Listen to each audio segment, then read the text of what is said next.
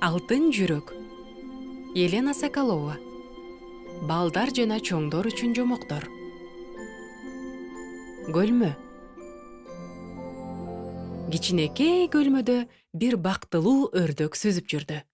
Көлмөдө моокуму каңгыча сүзүп, чөмүлүп, чалпылдап ойноп алган соң, бийик чөптөрдүн арасында сейилдеп келүүгө жээкке чыкты.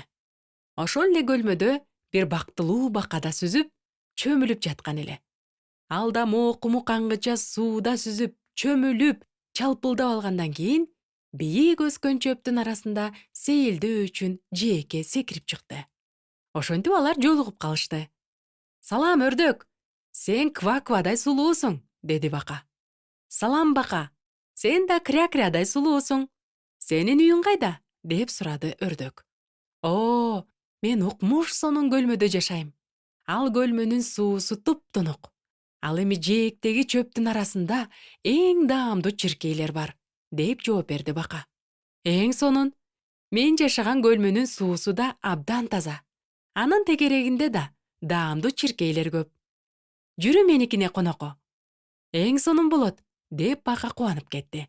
Ошентип өрдөк баканы көлмөсүнө ээрчитип жөнөдү. Алар көлмөгө келишкенде, бака таң кала өрдөктү карап: «Сен мени мага таандык болгон көлмөгө коноктоого чакырдыңбы?» — деди. Өрдөк да баканы таң кала карап: «А эмне үчүн менин көлмөмдү сен өзүңдүкү деп жатасың?» — деди. Бака менен өрдөк көпкө талашып тартышты. Бирок көлмө кимге таандык экендигин чечише алышкан жок. Акыры талашкандан чарчашты да: «Экөөбүз жарышабыз. Ким биринчи болуп көлмөнүн аркы өзүнө сүзүп барса, көлмө ошонуку болот», деген чечимге келишти.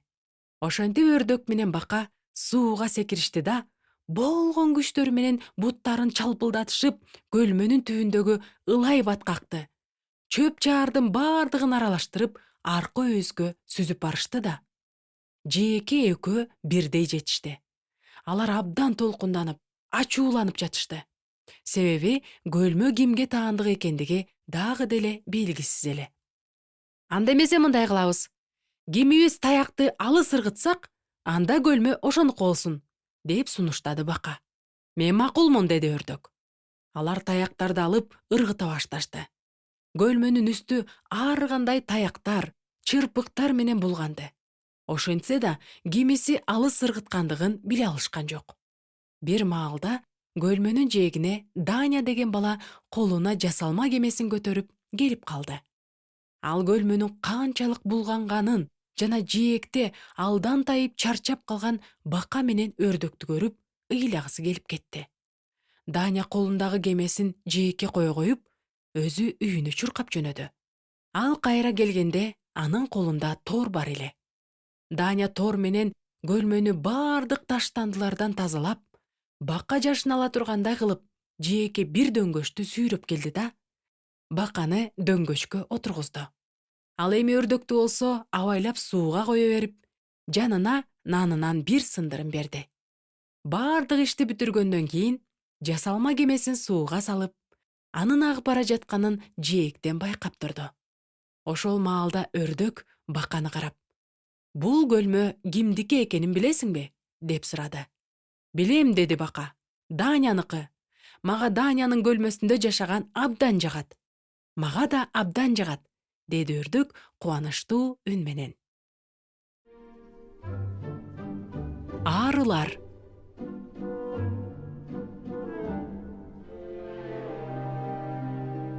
Жайдын ысык күндөрүнүн биринде эки ары бирден чака көтөрүп, бал чогултуу үчүн уясынан учуп чыгышты. Жжж! Бир маалда алар кооз гүлдөп турган гүлдү көрүштү. Экөө бирдей гүлгө учуп барып коноюн дегенде, баштары менен сүзүшүп алышты. «Бул менин гүлүм», — деди биринчи ары. Жок, бул менин гүлүм», — деп жооп кайтарды экинчи ары. Алардын жанынан учуп бара жаткан башка ары алардын талашына кулак түрүп калды да мындай деди: «Силер мында эмне кылып жатасыңар?» «Бал чогултуп жатабыз», — деди өжөр арылардын бири. Кулак түргөн ары таң калып: «Анан көп чогулттуңарбы?» — деп сурады. Алардын жооп берүүсүнө тоскоол болуп, бир көпөлөк учуп келип, гүлдүн үстүндөгү аарылардын ортосундагы талаш тартышка кызыга карады. Көпөлөк түшүнбөгөн түр менен аларды карап, "Силерге эмне болду?" деп сурады. "Алар бал чогултуп жатышат", деп жооп бере калды кулак түргөн аары тигилерди сүйлөтпөй. "Таң калыштуу", деди көпөлөк. "Таң калаарлык эч нерсе жок", деди сүзүшүп алган аарылардын бири. "Биз адилеттик үчүн күрөшүп жатабыз. Так эле эр жүрөк баатырлардай болуп. Силерге бул үчүн сыйлык берет деп ойлоп жатасыңарбы?" деди көпөлөк тамашалап. "Угуп жатасыңарбы? Мындай эр жүрөктүүлүк үчүн бизге сыйлык берилиши керек экен", деп биринчи ары кубанып кетти. "Андай болсо, мен артка кетенчиктебейм. Өлсөм да бекем турам", деди экинчи ары чечкиндүү үн менен. Аларды сырттан байкап, кулак түргөн аары ыйлагысы келип, "Ойлонгулачы, башкалар силерди бал алып келет деп үмүттөнүп, күтүп жатышат го. Бири-бириңерге жол бергиле. Тегерегиңерде башка кооз гүлдөр көп го", деди. "Гүлдү берип койсок, балды кантип чогултмак элек?" деди талашып жаткан эр жүрөк аарылардын бири. "Так ошондой", деп кубаттаган үн менен экинчи ары айтты. "Эгерде бири-бириңе жол бере берсең, балсыз каласың да". Талашты карап турган аары терең үшкүрүнүп, башын капалуу шылкыйтып, талаада жайына өскөн гүлдөрдөн бал чогултканы учуп кетти. Ал эми көпөлөк өзүнүн кооз канаттарын желпип, өжөр эки аарыны тегеректеп учуп жүрдү. Бир маалда ал токтоп калды да, назик үн менен: "Өзүңдүкүн эмес, жакыныңдын пайдасын көздө деген сөздү мен бир жерден уккан элем", деди. Өжөр аарылардын бири кубанып кетти да, "Угуп жатасыңбы?" деп каршылашына кайрылды. "Сен өзүңдүн пайдаңды эмес, менин пайдамды ойлошуң керек. Ошондуктан кет бул жерден. Бул менин гүлүм. Мен аны биринчи таптым". Ага экинчи ары мындай деп жооп берди: Жок, андай эмес. Сен менин пайдамды көздөшүң керек. Андыктан сен өзүң кет бул жерден". Ошентип кеч кире баштады. Өжөр аарылар талашып жаткан гүлдүн жалбырактары акырындап жабыла баштады. Талаштан чарчаган аарылар үйлөрүнө кайтууга мажбур болушту. Өлгүдөй чарчашкан аарылар уясына кирери менен кулап жатып да, бүтүп калган үндөрү менен башка аарыларга өздөрүнүн тууралыгын далилдеп, бири-бирин айыптап жатышты. Ал ушунчалык өжөр, өзүн гана ойлойт.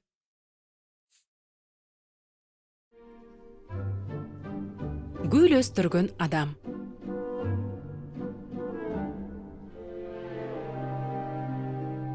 Бир чоң шаарда бийик кабаттуу үйлөрдүн биринин эң жогорку кабатында бир кичинекей балкон болгон.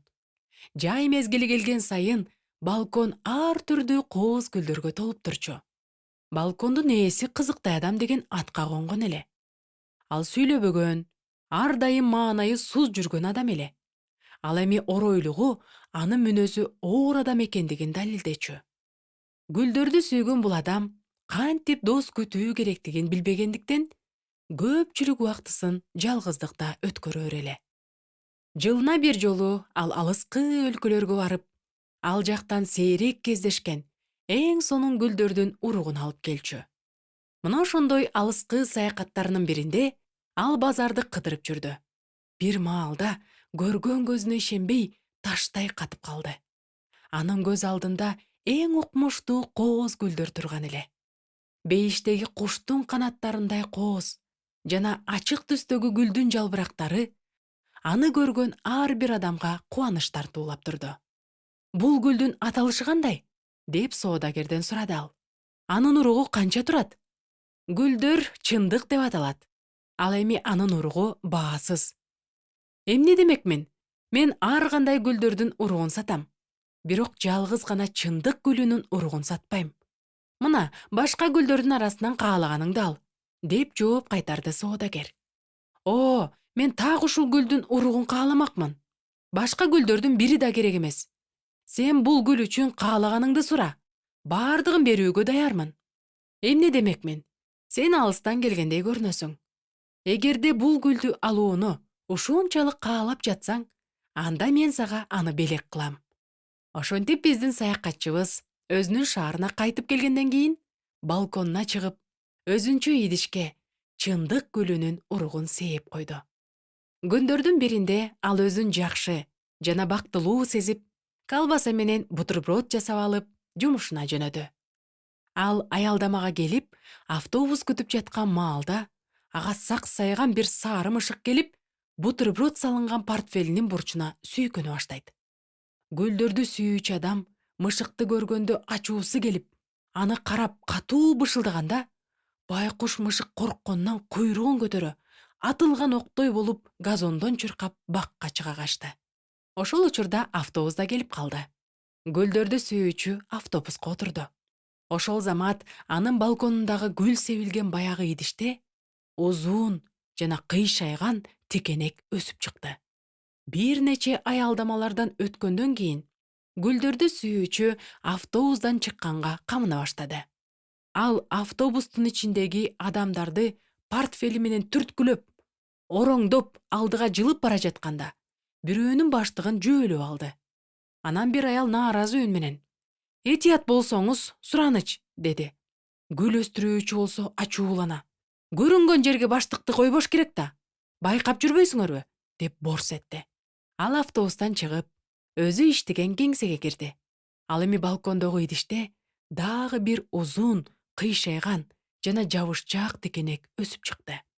Гүлдөрдү сүйүүчү ишине кечигип жаткандыктан, аны алдынан жетекчиси тосуп чыгып: "Сиздин кечигип келгениңизден улам, биз кардардын буйрутмасын убагында жеткире албай калдык", деди. Тиги болсо көздөрүн жала оорута ирмегилеп, байкуш түр менен мындай деди: "Ой, билесизби, мен өзүмдү начар сезип жаттым. Анан керектүү даарыны тапкыча, ал дары жардам бергиче". Балкондогу идиште дагы бир кыйшайган, жабышчаак текенек өстү. Кеч киргенде гүл өстүргүч үйүнө кайтып келе жатып, көптөн берки таанышын жолуктуруп калды. "Салам, иштер кандай?" деп сурады таанышы. "Жакшы, а сен жакшы көрүнөсүң." "Рахмат, сен дагы жаман эмес. Дагы деле саякаттап жүрөсүңбү?" "Ооба, жаңы гүлдүн уругун да алып келдим."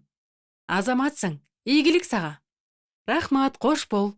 Тиги таанышы алыстап кетээр менен гүл өстүргүч: "Эмне мынча ыркыйып арык?" деп күңкүлдөдү. Балкондо дагы бир текенек чыга калды. Гүлдөрдү сүйүүчү үйүнүн эң жогорку кабатына көтөрүлүп, балконуна кирип, баягы идиштеги өсүп турган текенектерди көргөндө: "Бул эмне? Чындыкпы?" деп кыйкырып жиберди. "Кантип эле ушул чындык болсун? Жалаң гана текенектер. Ах, ошол алдамчы, ошол соодагер!" Ал ачууланып жатканда, тамдын башынан эртең мененки аялдамадагы сары мышык секирип түштү.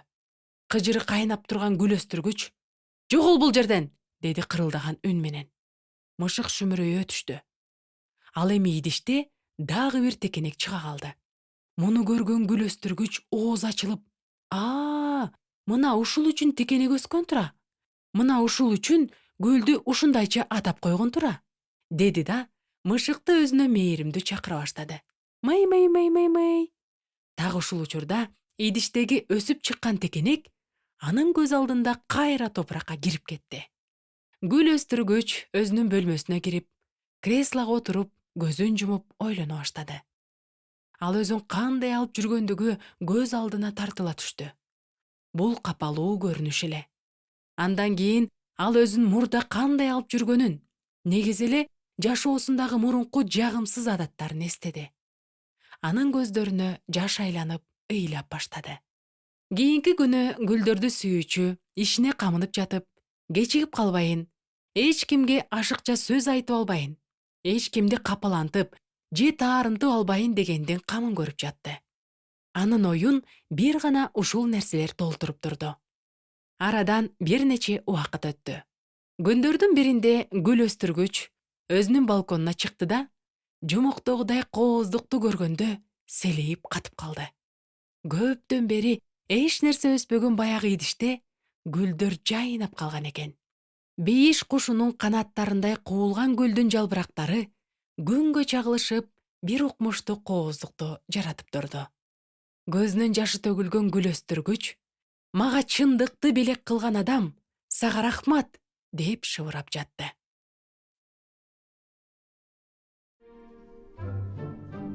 ыйсанын туулган күнүндөгү белек.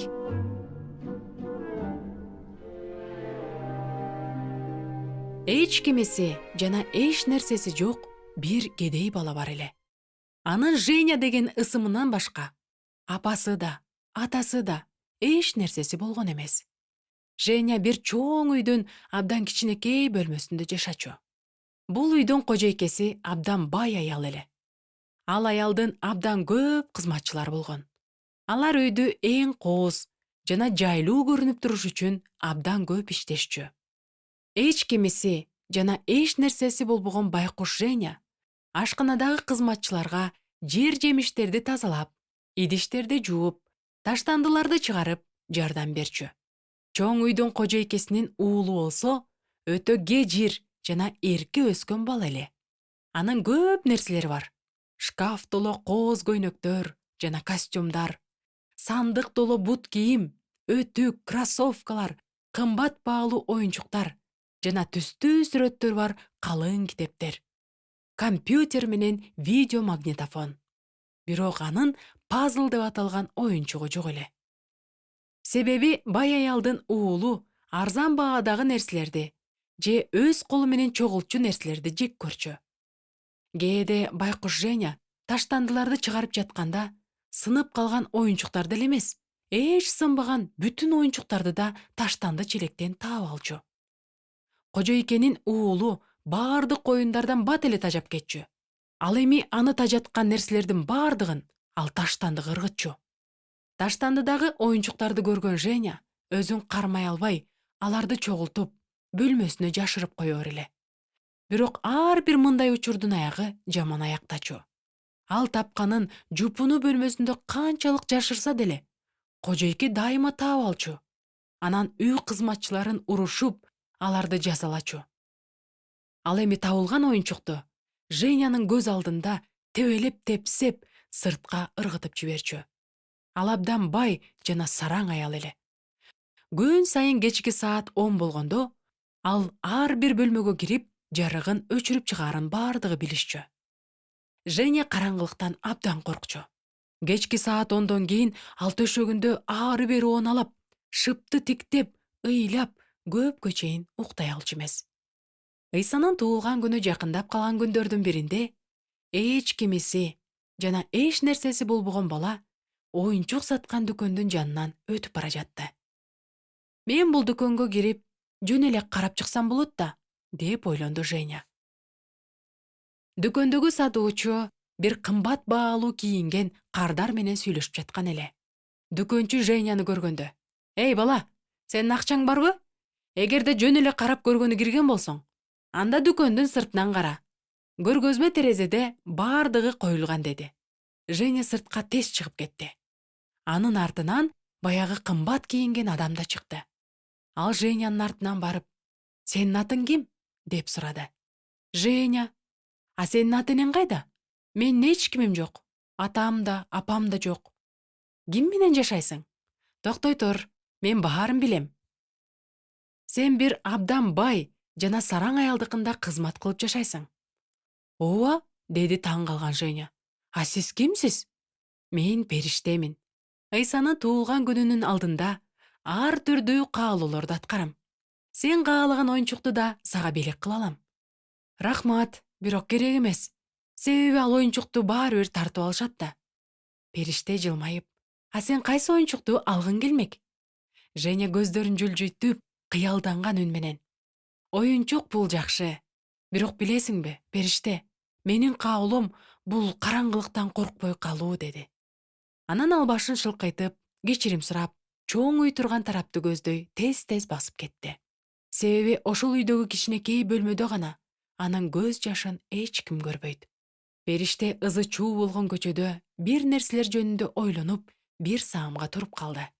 Андан кийин ал дүкөнгө кайтып келди. Көп өтпөй дүкөнгө бир аял кирди. Сатуучу жагымдуу үн менен: "Эмнени каалайсыз?" деп сурады.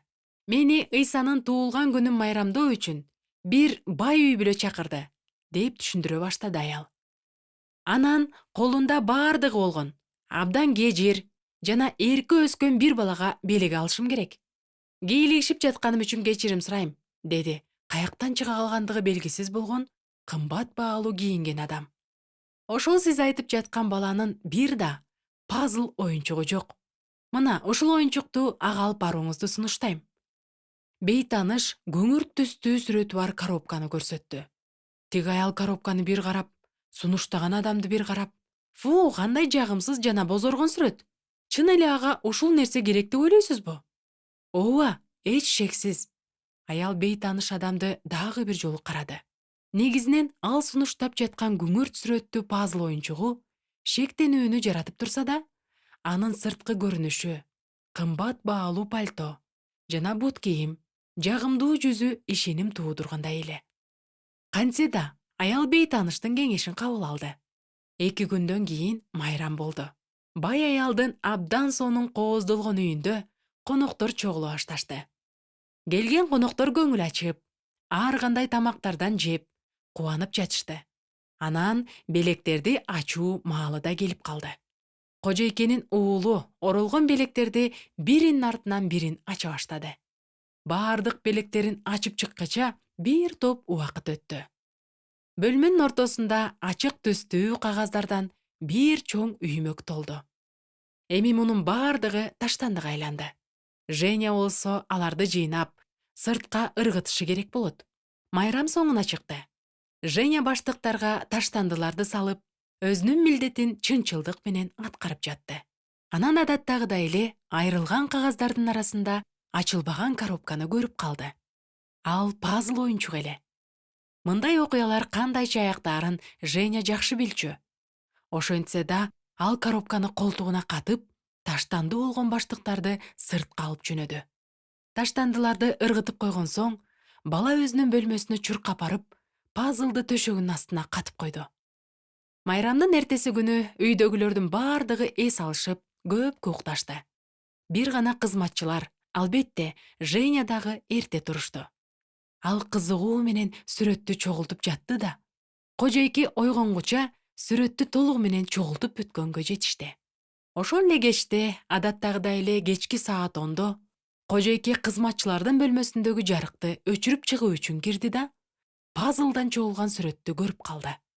Сүрөттүн күңүрт түсүн жана канчалык кызыксыз экендигин көргөн аял аны ыргытууга көз чумшоодон баш тартты.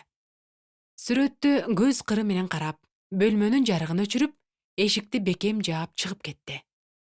Женя караңгылыктан коркконунан ыйлап жибере жаздады. Бирок күтүүсүздөн бөлмөнүн ичинде шамдар жагылгандай болуп, ал чогулткан сүрөт жарык берип жаркырап жатты.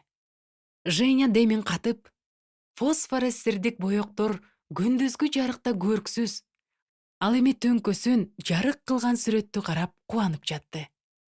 Ал сүрөттө башында тикенек таажы кийген адамдын сөлөкөтү тартылып, "Ыйса сени сүйөт" деген сөздөр жазылып турган эле. "Рахмат сага, периште" деген ойлор менен Женя бейтаныш адамга ыраазычылыгын билдирип жатып, таттуу уйкуга кирди. Мындан кийин ал эч качан караңгылыктан коркпой калды. Ваза.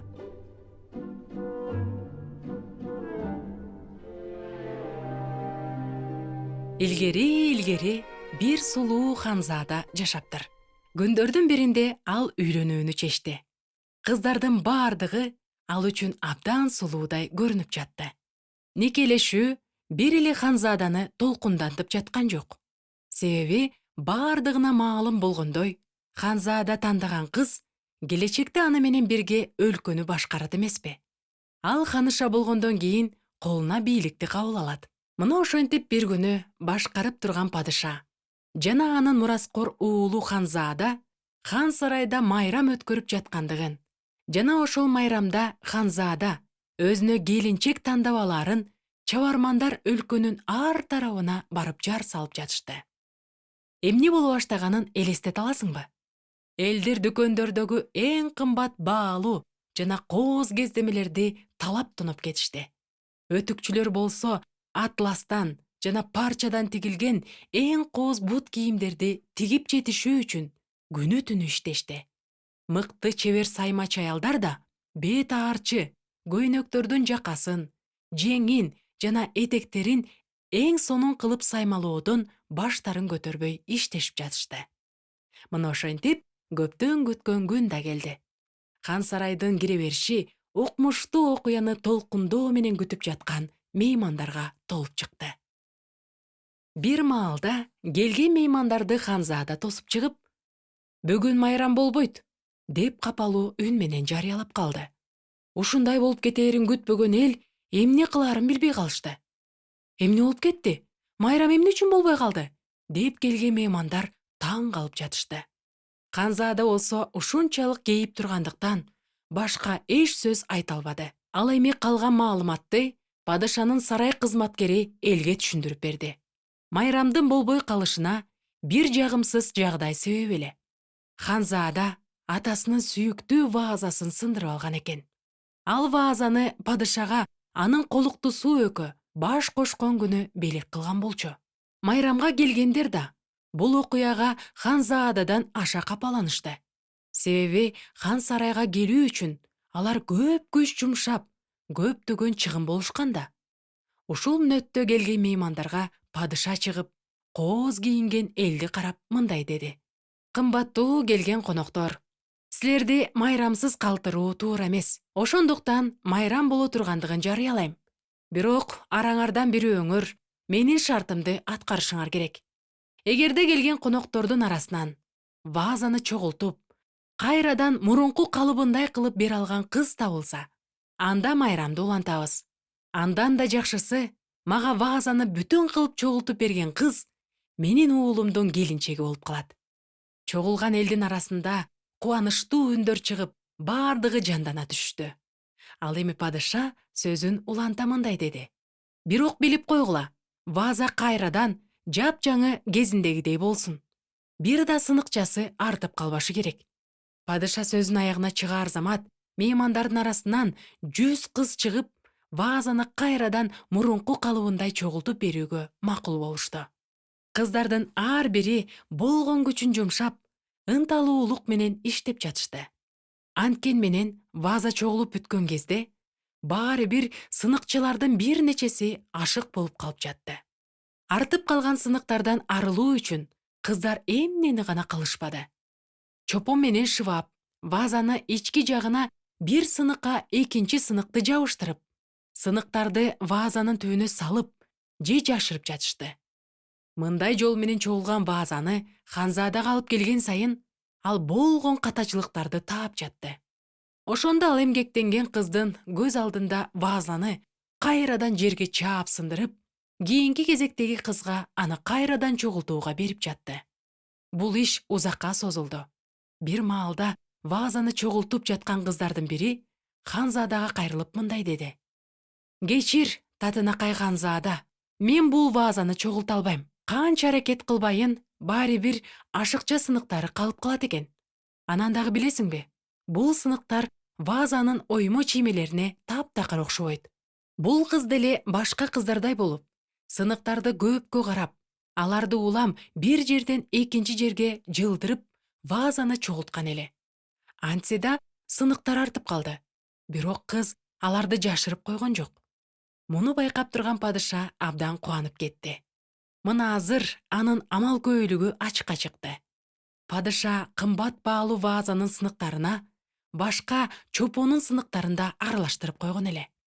"Мына, ушул кыз менин уулумдун келинчеги болот" деп кубанычтуу үн менен жарыялады падыша. Майрам шаңдуу улана баштады. Меймандардын бардыгы падышанын акылмандуулугуна таң калышып, Ханзаданын келинчегинин сулуулугуна суктанышып, чын жүрөктөн көңүл ачып жатышты. Үйлөнүү тою аяктагандан кийин Ханзаданын сүйүктүү жары болгон кыз ваазанын бетиндеги сүрөт оймо чиймелер эмес эле, кооздолуп жазылган сөздөр экендигин билди. Ал сөздөр сүйүү, ишенимдүүлүк, боорукердик, үмүт, башканы өзүңдөн жогору коюу. Ал эми берки чопонун сыныктарында болсо башка сөздөр жазылган эле. Көрө албастык, кошоматчылык, текебердик, жек көрүү. Мындай айырмаланган сөздөрдү бириктирүүгө кантип болмок эле? Бүт эле еще тазалайм деп кой, тиги отуруп алып передачаларды. Жашоонун мектеби.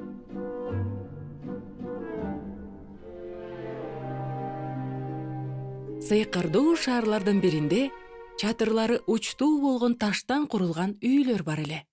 Ал үйлөрдүн чатырларында жаркырап күйгөн тактайчалар илинип турчу. Бул тактайчалардагы сөздөрдү көргөн адам ошол үйдүн кожоюну кандай көз караштар менен жашаарын билип алчу. Мисалы, ал тактайчаларда мындайча сөздөр жазылып турар эле. Бир гана мен үчүн гана. Ал эми мага эч нерсе айтпа. Мен баары бир сени укпайм. Мен каалаганымды кылам. Мага бир нерсе берсең, көп бер. Анткени мага ар дайым жетпейт. Деген сөздөр бар тактайчалар башкалардыкынан аша жаркырап турчу. Бул шаардагы үйлөрдүн эшиктери ар дайым бек болчу. А көчөлөрү көбүнчө ээн эле. Силер кандай ойлойсуңар? Мунун себеби эмнеде?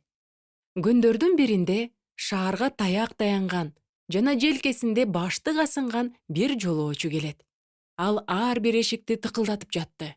Эгерде эч ким эшигин ачпаса, ал баштыгынан бир конверт алып, эшиктин астына коюп жатты. Ошентип жолоочу Сережа Соколовдун да эшигин тыкылдата баштады. Бул үйдүн чатырындагы тактайда «Мен үчүн, мага, мен жөнүндө» деп жазылып турган эле. Үйдүн ичиндеги абал кандай экендиги жолоочунун оюна да келген жок. Үйдүн ичи абдан чачылган эле. Кожоюнун кебетеси да ошого шайкеш. Чачы таралбаган, бети колу мокочо, кийими бырышкан, кир эле. Саксайган Сережа эшикти тыкылдатканды угуп, көчөнү карап көрүүнү чечти. Караса, босогодо конверт жатат.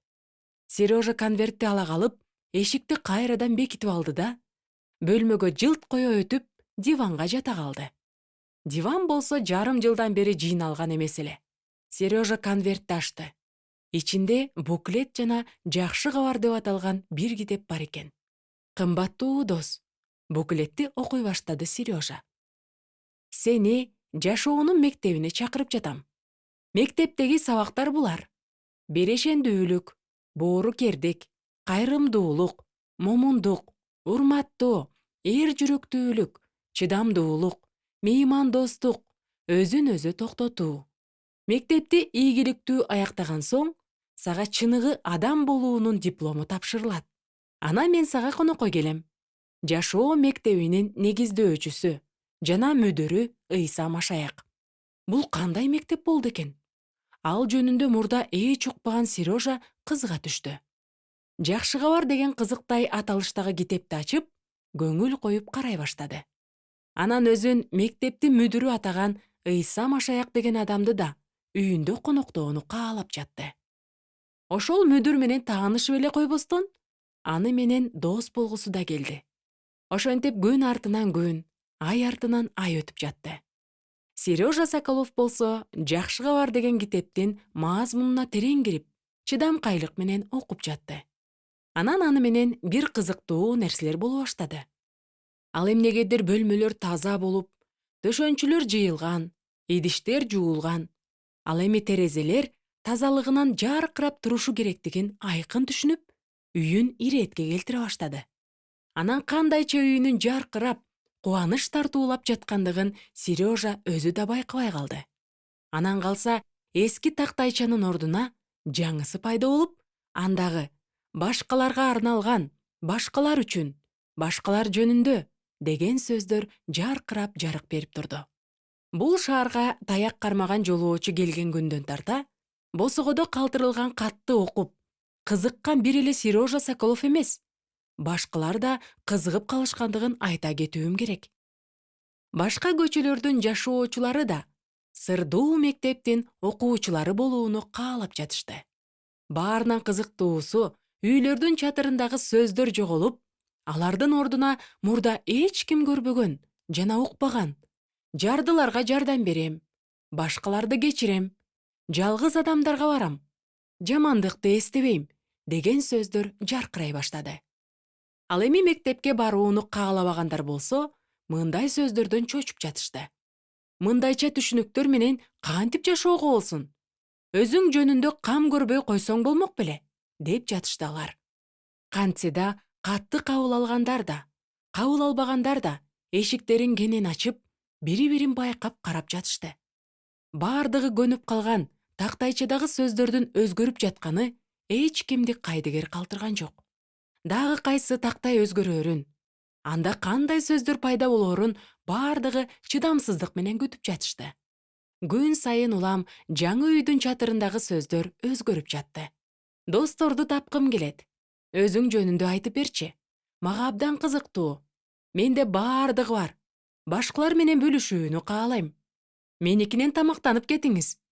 Менин үйүмдүн эшиги достор үчүн ачык. Сыйкырдуу шаардын көчөлөрү жанданып, шаан шөкөткө толо баштады. Бул нерсе өздөрүн эшиктерин бекем жаап, тактайчаларындагы мен гана, бир мен үчүн, менден эч нерсе суроба, эч нерсе бербейм, эч кимди укпайм, мен акылсыз жана өжөрмүн, мен каардуу жана сараңмын, менде бардыгы бар, дагы болсо экен, деген эски жазууларын бекем сактаган шаардын тургундарынын кыжырдануусун туудуруп жатты. Балким, силер да ушул шаарда болгондурсуңар. Анын көчөлөрүндөгү ушундай жазууларды окугандырсыңар.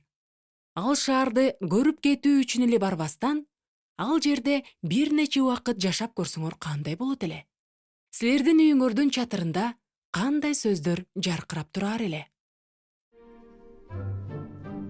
Күн тартиби.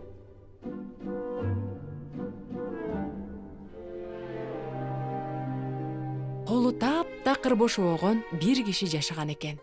Ал өз ишин ар дайым аткарган, кылган нерселеринде так, бардык иште тартипти сүйгөн адам эле.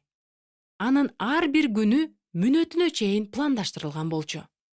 7:00 уйкудан туруу, 7:30 гараждагы машинага баруу, 7:45 жумушка бара жатып уулумду мектепке таштай кетүү, 9:00 жумуш күндүн башталышы, документтерди текшерүү, телефон чалуу, жолугушуу, объектке чыгуу, 18:00 жумуш күндүн аякташы, 18:30 үйгө келүү, жеңил тамак, 19:00 уулумдун үй тапшырмасын текшерүү, 20:00 аялым жана уулум менен бассейнге түшүү, 22:00 үйгө кирүү, почтаны текшерүү, интернет, 23:30 уктоо. Күндөрдүн биринде тартипти сүйгөн бул адам Кудай бар экендигин, ал бардыгынын башчысы экендигин жана ошол Кудайга күн сайын сыйынуу керектигин угуп калат.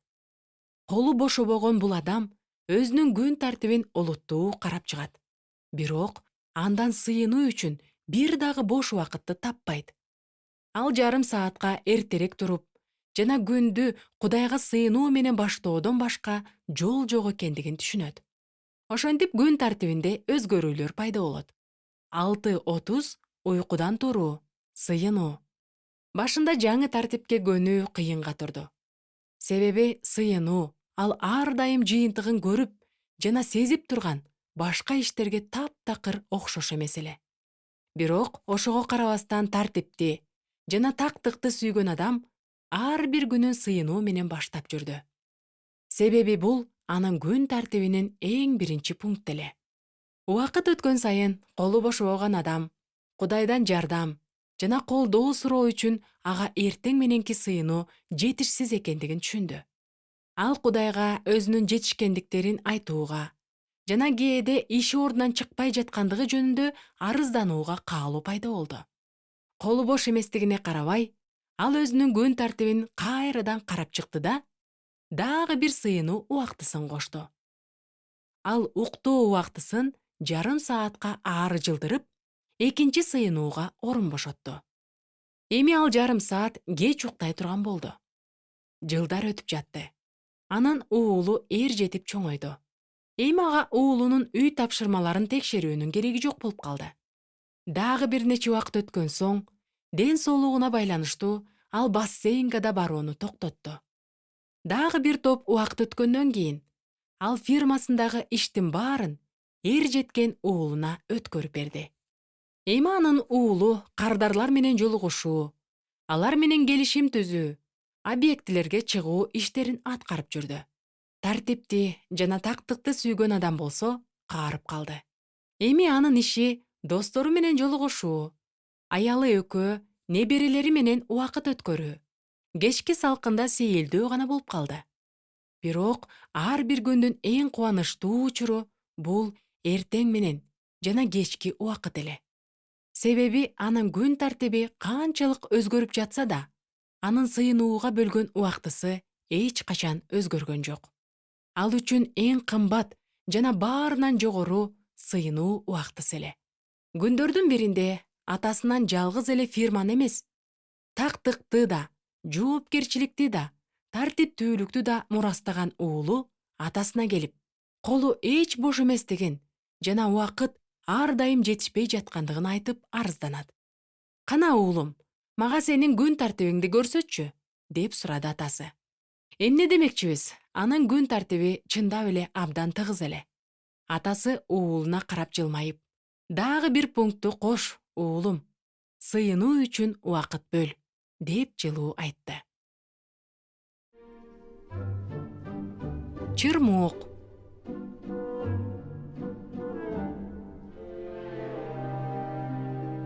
Алтынга окшогон буудайдын баштары күчкө жана ширеге толуп турушту. Алар данга толгон баштарын ийишип, оруу жыюу малын күтүп жатышкан эле. Булардын бири-бирине ийиле бышканын карагылачы, деп буудай таласын көргөн адамдардын бардыгы суктанып жатышты. Бирок буудайлардын тамырына жабыша өскөн чырмоокту эч ким байкаган жок. Чырмоок бул талаада каяктан пайда боло калды экен?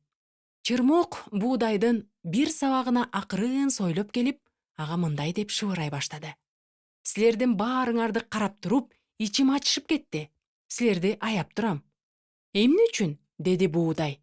Силер бул жерде эч коргонуусуз, күндүн ысыгында да, жаан жаганда да турасыңар. Анан дагы оор дандарды көтөрүп турасыңар. Башыңардын ийилгенин карачы. Силерди абдан аяп турам. Өзгөчө сени аяп жатам. Сен башкалардай эмес экенсиң. Мени менен сүйлөшүп, мага көңүл бурдуң. Сен жөнүндө кам көргүм келип тургандыктан жүрөгүм жарылып кетчүдөй. Буудай анын сөздөрүнө кулак салып, башы мурункудан ийиле түштү. Мага ишен, деп чырмоок шыбырап жатты. Сен мага толугу менен таянсаң болот. Мен сага жөлөк болом. Сөздөрүн кубулжута төгүп, чырмоок буудайдын сабагын ороп чылгап, жогору көздөй сойлоп бара жатты. Буудайдын башына жеткен соң, канчалык жеңилгениңди сезип турасыңбы? Башыңды да башкалардан жогору көтөрүп калганыңды көрдүңбү? Деп чырмоок митаам үн менен сурады. Буудай чындап эле тик чийип тургандыгын көрүп, башкалардан өзүн жогору сезе баштады. Чын эле, мен эми бүкүрөйбөй калдым. Бул талаада эң эле сымбаттуу жана сулуусу менмин, деп буудай сыймыктана баштады. Фу, карасаң, кандай аянычтуу көрүнүш. Тегерегимдин бардыгы шылкыйып, бүкүрөйүп турушат. Булар эмнени билип коюшуптур? Алыстагы токойду көрө алышпайт. Агып жаткан дарыялардын бар экендигин билишпейт. Асмандагы булуттарга баштарын көтөрүп карай алышпайт. Билесиңби? Деп буудай суктанганын уланта сүйлөп жатты. Сен чыныгы дос экенсиң. Сен болбосоң, бизди курчап турган дүйнөнү мен тааный алмак эмесмин. Чырмоок үндөбөдү. Эми ал сүйлөшүүнү каалаган жок. Бир гана уктоону самап турду. Себеби узакка созулган саякаттан кийин ал өзүнө ыңгайлуу жерди тапты. Эми ал буудайдын тамырына келген нымдуулуктун бардыгын сооруп, күндөн күнгө күчкө толо баштады. Чырмоок улам өсүп жаткандыктан, ал үчүн турган жери тар боло баштады. Ошондо ал эч кимден сурабастан эле башка буудайларга жабыша баштады. Бир күнү буудай сабагынын бошоп жана морт болуп калганын сезе баштады. Бул эмнеси? Деп көптөн бери ийбеген башын ылдый салып карады. Ал үрөйдү учурган көрүнүштү көрдү. Чырмоок аны жөлөп, күч бергендин ордуна өзү ага асылып алган экен. Ой, карасаңар, талаадагы буудайлардын бардыгы баштарын ийип турушат. Бир буудай гана тик чийип тик турат экен, деди талаадан өтүп бара жаткан адамдардын бири. Талаада чырмоок өсө баштаган тура, деп түшүндүрдү тиги адамдын шериги. Бул балее кайдан чыкты экен? Деп адамдар капаланып жатышты. Тик чийип Бийик көтөрүлүп турган буудайды биринчи байкаган адам жакын келип, чырмоокту тамыр менен жулуп салды. Буудайлар кубанычтуу шурулдашып, баштарын бири-бирине тийгизип жатышты. Жакында оруп жыюу маалы келет. Жүдөмүш. Ачык асман, жаркырап тийген күн. Ишемби күнү эс алуу үчүн мындан артык не керек? Подъезден 2 бала чыкты. Сен кайда барасың? Деп сурады бирөөсү. Жыйынга, балдардын чогулушуна, деп жооп кайтарды экинчиси. Ушундай сонун күндөбү? Сен жүдөмүш экенсиң. Мен болсо футболго барам. Эр жүрөк жана шамдагай болом. Жамгыр үйлөрдүн чатырларынан, бак дарактардын жылаңач бутактарынан суу куюлуп жатты. Баягы экөө подъезден чыгышты. Сен кайда барасың? Деп сурады бирөөсү. Жыйынга, даңктоо хоруна даярданабыз, деген жоопту укту ал. Ушундай жаандабы? Сен жүдөмүш экенсиң. Мен болсо дискотекага барам. Заманбап жана модалуу болом. Кыштын ызгаар күнү. Баягы экөө кайрадан подъезден чыгышты. Сен кайда барасың? Деп сурады бирөөсү. Жыйынга, бүгүн жекшемби да. Ушундай сууктабы? Сен жүдөмүш экенсиң. Мен сноуборд тепкени барам. Ден соолугум чым болуп оорубайм. Көп жылдар өттү. Жагымдуу жылуу күндөрдүн биринде подъезден 2 каарыган чал чыгып, жакынкы турган отургучка телпеңдеп араң жетип, жанаша отура калышты. Эх, каардым, эч кимге да керегим жок. Өмүрүм тез эле өтүп кетти, деп шамшаңдап сүйлөдү бирөөсү. Футбол ойногон күндөрүмдү эстейм. Эң мыкты оюнчу элем. Дискотекада да эң мыктысы элем. Сноубордту да баарынан жакшы тепчүмүн. Эми карасаң, эч кимге керегим жок. Жок дегенде эстеп турганга болот. А сенчи? Сен жүдөмүш экенсиң. Эмнеге? Менде да эстей турган күндөрүм көп. Жыйындагы балдардын чогулушунда мага Кудай мени сүйөрүн айтышкан эсимде. Жыйындын даңктоо хорунда ырдаганым эсимде. Эң сонун насаат сөздөр. Ошондой насаат сөздөрдүн биринде Кудай мени эч качан таштабай турганын, анан сырткы денебиз эскирет, ал эми ички адам күндөн күнгө жаңыланаарын, асманда мен үчүн жай жана чирбес мурас даярдалганын укканым эсимде. Мунун баарын айтып бүткөнгө убакыт жетпейт, деп жооп берет экинчиси. Алар сүйлөшүп отурушканда, ошол жерге машина келип токтоду. Карасаң, бирөөгө машина келди, деп капалуу үшкүрүндү биринчиси. Ал мага келди. Бүгүн жекшемби да, жыйынга баруу керек. Менсиз кантип жыйын болмок эле, деди экинчиси жылмайып. Ушактар.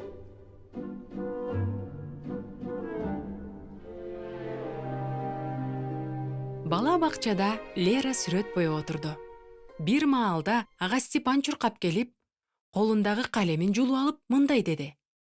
Балатынын астындагы коозу карынды боёш керек. Ал менин боёгучум, деп Лера ачууланган үн менен кыйкырды да, эжекейди чакырды. Мария Николаевна, Степан мага тоскоол болуп жатат. Степа Алёша деген балага жакын келип, чын эле Лера жаман кыз экен, деди. Ач көз дагы, деди ал макул болуп. Анан ар дайым арыздана берет. Степа менен Алёша биргелешип Витяга барышты. Билесиңби, Лера канчалык жаман, ач көз жана арызданган кыз экендигин, деп бири-биринен жарышып айта башташты. Чын элеби? Деп таң калды Витя. Мен билген эмесмин. Ал мени туулган күнүнө чакырган эле. Эми эмне кылам? Эмне кылмак элең? Барбы аныкына? Лера сүрөтүн боеп бүттү. Анын досу Кристина боелгон сүрөттү карап, сенин сүрөтүң тим эле сонун болуптур, деди. Каалайсыңбы, сага белек кылайын, деди кубанган Лера. Абдан каалайм. Лера сүрөтүн Кристинага берди. Анан Кристина ага: мен бийлегенди үйрөнүп жатам. Азыр биз вальс бийин үйрөнүп жатабыз, деди. Мен да бийлегенди үйрөнгүм келет, деп суктанды Лера. Бөлмөнүн башка бурчунда Степа, Алёша жана Витя кыздардын сүйлөшкөнүн шектүү карап турушту. Лера биз жөнүндө Кристинага да жаман нерселерди айтып жатат, деп чечип койду Витя. Албетте, алар ушакчылар да, деп күңкүлдөдү Степа. Мунун бардыгын Мария Николаевна көрүп, байкап турду. Ал балдарга жакын келип, олуттуу үн менен: Жакшы адамдар жакшы нерселер жөнүндө гана маектешет. Ал эми жаман адамдар болсо, башкалар жөнүндө жамандашып гана сүйлөшүшөт. Мен силердин сөздөрүңөрдү уктум. Силерди жакшы адамдар деп айтуудан алысмын, деди. Степан ачууланып кетти. Анда эмне үчүн Лера, жаман кыз, мага кыйкырып баштады? Мен ага жардам берейин дегем. Коозу карын жакшынакай болсун дегем. Анда эмне үчүн Лера арыздана берет? Деп кошумчалады Витя. Анда эмнеге Лера сараң? Анысы аз келгенсип, биз жөнүндө Кристинага ушактап жатат, деп нааразы болду Алёша. Ушул учурда Лера Кристина экөө эжекейге жакын келишти. Мария Николаевна, Кристина вальс бийлегенди үйрөнүп жаткан экен, деди Лера. Ал мага азыр эле ошол жөнүндө айтып берди. Мактанчаак, деп борк этти Алёша. Витя башын шылкайтып, досторунан ары четтеди да Лерадан сурады. Сенин туулган күнүңө саат канчада келейин? Кызыктуу окуя. Кирилл Димага конокко келди да, ал китеп окуп жатканын көрүп, эмнени окуп жатасың? Деп сурады. Детектив, деп Дима башын көтөрүп, жайнаган көздөрү менен Кириллди карады. Ал жакта ушундай кызыктуу окуялар, супер каарман дейсиң? Деп өзүнүн сезимдери менен бөлүшө баштады Дима. Анда ушунчалык кызыктуу адамдар жөнүндө жазылган. Алар алсыздарга жардам беришет, досторун сатышпайт, чындыкты айткандан коркушпайт. Тим эле укмуш. Кирилл китеп коюлган шкафка жакын келип, текчедеги тизилген китептерди карап мындай деди. Сенин китепканаң чоң экен. Ооба, мен алардын көбүн окуп чыккам. Сен да көп окуйсуңбу? Күн сайын окуганга аракет кылам, деп жооп берди Кирилл. Чын элеби? Кайсы китепти окудуң? Деди Дима кызыга. Ыйык китепти. Дима каткырып күлүп, койсоңчу, мен кызыктуу китептерди окуйм. Анда укмуш окуялар бар. Андай китептерди заманбап жазуучулар жазган. А сенчи, ыйык китепти эле окупсуң да, Бир эле аны эмес. Ыйык китептен башка көптөгөн китептерди да окуганмын. Бирок бир гана ыйык китепти эле кайра окугум келе берет. Андагы окуялар чындык, ойдон чыгарылган эмес, деди Кирилл. Кызыктуу окуялар барбы? Кызыктуу окуялар бар, бирок маазмундуу. Жөн эле убакыт өткөрүү үчүн эмес. Кандайча маазмундуу? Ыйык китептеги бардык окуялар адамдардын көңүлүн ачуу үчүн эмес. Аларды куткаруу үчүн жазылган. Андагы жазылгандын бардыгы сүйүү жана кайгы, кубаныч жана көз жаш, ар кандай окуялар. Мунун баары адамдардын куткарылуусу үчүн жазылган. Анткени ыйык китептин автору Кудай өзү. Ал бардыгын жараткан. Ошондуктан адамдарга чындап эмне керек экендигин ал жакшы билет. Бирок ыйык китеп абдан эски китеп да. Эгерде бир гана аны окуй берсең, прогресстен артта каласың, деди шектене Дима. Эми Кирилл кааткырып күлдү. Албетте, ыйык китеп эски. Бирок ал адамдарга маанилүү жана керектүү болгон нерселердин бардыгын өткөн кылымдардан бери сактап келген. Келечек кылымдарга да сактайт. Мына ошон үчүн ыйык китеп эң прогрессивдүү китеп. Бул сөздөрдөн кийин Дима бир аз унчукпай калды да, терең ойлонуп. Менин ыйык китепти окуп жатканымды билишсе, мени бардыгы шылдың калышат, деди. Сен бардыгынан корккону кайдан үйрөнүп алгансың? Билесиңби, адамды коркунучтан эмне куткара алат? Кудайдан коркуу. Себеби Кудайдан коркуу адамдар сен жөнүндө эмне дешет деп коркуу эмес. Кудайды капа кылып алуудан коркуу. Кудайдан корккон адам эч качан досторун сатпайт, алсыздарды коргойт жана ар дайым чындыкты сүйлөйт. Мына, супер каарман деп ушуну айт. Анда эмнеге китептерде Кудай жок деп жазылган? Акылсыз китептерде мындан да жаманы жазылат. Анын бардыгын окуштун эмне кереги бар? Сен куткарылуу жөнүндө айтып жатасың. Биз эмнеден куткарылышыбыз керек? Деп сурады Дима. Убактылуу, өтүп кетчү нерселердин бардыгынан. Биздин Кудай менен мамилелешүүбүзгө тоскоол болуп, жөргөмүштүн желээсиндей жабышып, артка тартып жаткан нерселердин бардыгынан. Мисал үчүн, сен башыңды көтөрбөй окуп жаткан детективден. Мойнума алам, мен ыйык китепти окуп көргөм. Бирок андан эч кандай кызыктуу окуя таппадым. Анан дагы көп нерсесин түшүнгөн жокмун. Каяктагы кызыктуу окуяларды айтасың? Андай болсо мага кел, экөөбүз чогуу окуйбуз, деп сунуш кылды Кирилл, кетүүгө даярданып жатып. Сөзсүз келем, мен өзүм да кызыктуу окуяга кирип чыктым окшойт, деп күлдү Дима. Кандайчы окуяга? Таң калды Кирилл. Чыныгы окуяга. Сен мага келдиң эле, мен китептерде жазылган каармандын жашоосу жөнүндө эмес, өзүмдүн жеке жашоом жөнүндө ойлоно баштадым. Көпүрө.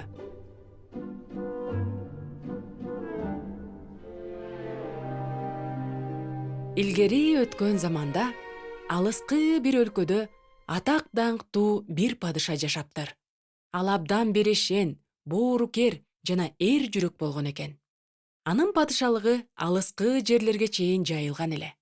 Анын эли баардык жагынан кененчиликте жыргап жашашчу. Алар кездемелерди токуп, кийим-кечелерди тигишчү.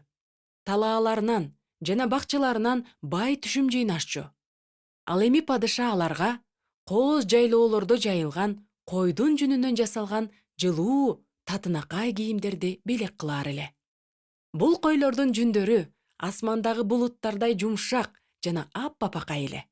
Падыша канчалык бактылуу жана тынчтыкта болсо, койлордун жүндөрү да ошончолук жумшак болчу. Койлор өздөрү жүн тарагыштарга жакын келип, жүндөрүн таратып турушчу. Ооба, ушул аспап так эле ушинтип аталчу. Жүн тарагыч. Бул өлкөнүн жашоочулары падышаны абдан жакшы көрүшчү. Алар падышага жылуу кийимдери калбай калгандаган эмес, жөн гана анын боорукердигине, аларды түшүнгөндүгүнө, аларды башкарып жатканына ыраазы экендигин билдирүү үчүн да келип турушчу. Бактылуу күндөр көпкө созулган жок. Күндөрдүн биринде алыскы, караңгы өлкөлөрдүн биринен каардуу ажыдар учуп келди. Ажыдар эли сүйүп жаткан боорукер падышаны жана анын жумшак жүндүү жакшынакай койлорун көрүп, ага көз артчу. Ошентип ажыдар койлорду элге таратып берүүсүн талап кылды. Анткени койлорду элдер жеп алышса, анда алардын ичинен эле жүндөн жасалган кийимдер чыга бермек, деп ойлоду. Андай кийимди жаңыртып туруунун кажети жок эле. Анан дагы эл кайра-кайра келип, падышанын тынчын алышмак эмес. Ажыдар элге койлорду падыша атайын эле бербей жатат. Себеби элдер ага келишип, аны менен суктанып турушун каалайт деп ойлоду. Каардуу жана ичи таар ажыдар так ушундай ойлоду. Мына ошондуктан аны ажыдар деп атап коюшканда. Бирок падышалыкта жашаган эл ажыдардын каалоосуна каршы чыгып, аларга койлорду таратып беришин каалашкан жок. Себеби алар падыша менен болгон жакын мамилелешүүдөн кубаныч алышчу. Ал эми белек кылынган жөндү падышанын аларга болгон сүйүүсүнүн далили катары кабыл алышчу. Ошондо каардуу ажыдар өзүнүн караңгы өлкөсүнөн учуп келип, оттуу дем менен катуу үйлөдү эле, падышалык экиге бөлүнүп алды. Бир жагында падышанын эли, ал эми экинчи жагында падыша жана анын кызматчылары калды. Ортосундагы туңгуюкка жердин түпкүрүнөн чыккан ылай суу толуп калды. Ошентип эл падышага келе албай, падыша да эли менен сүйлөшө албай калды. Ажыдар экиге бөлүнгөн падышалыктын үстүнөн учуп жүрүп, жыргап каткырып жатты. Падышасыз жашаганды үйрөнгүлө, деп кыйкырып жатты ажыдар.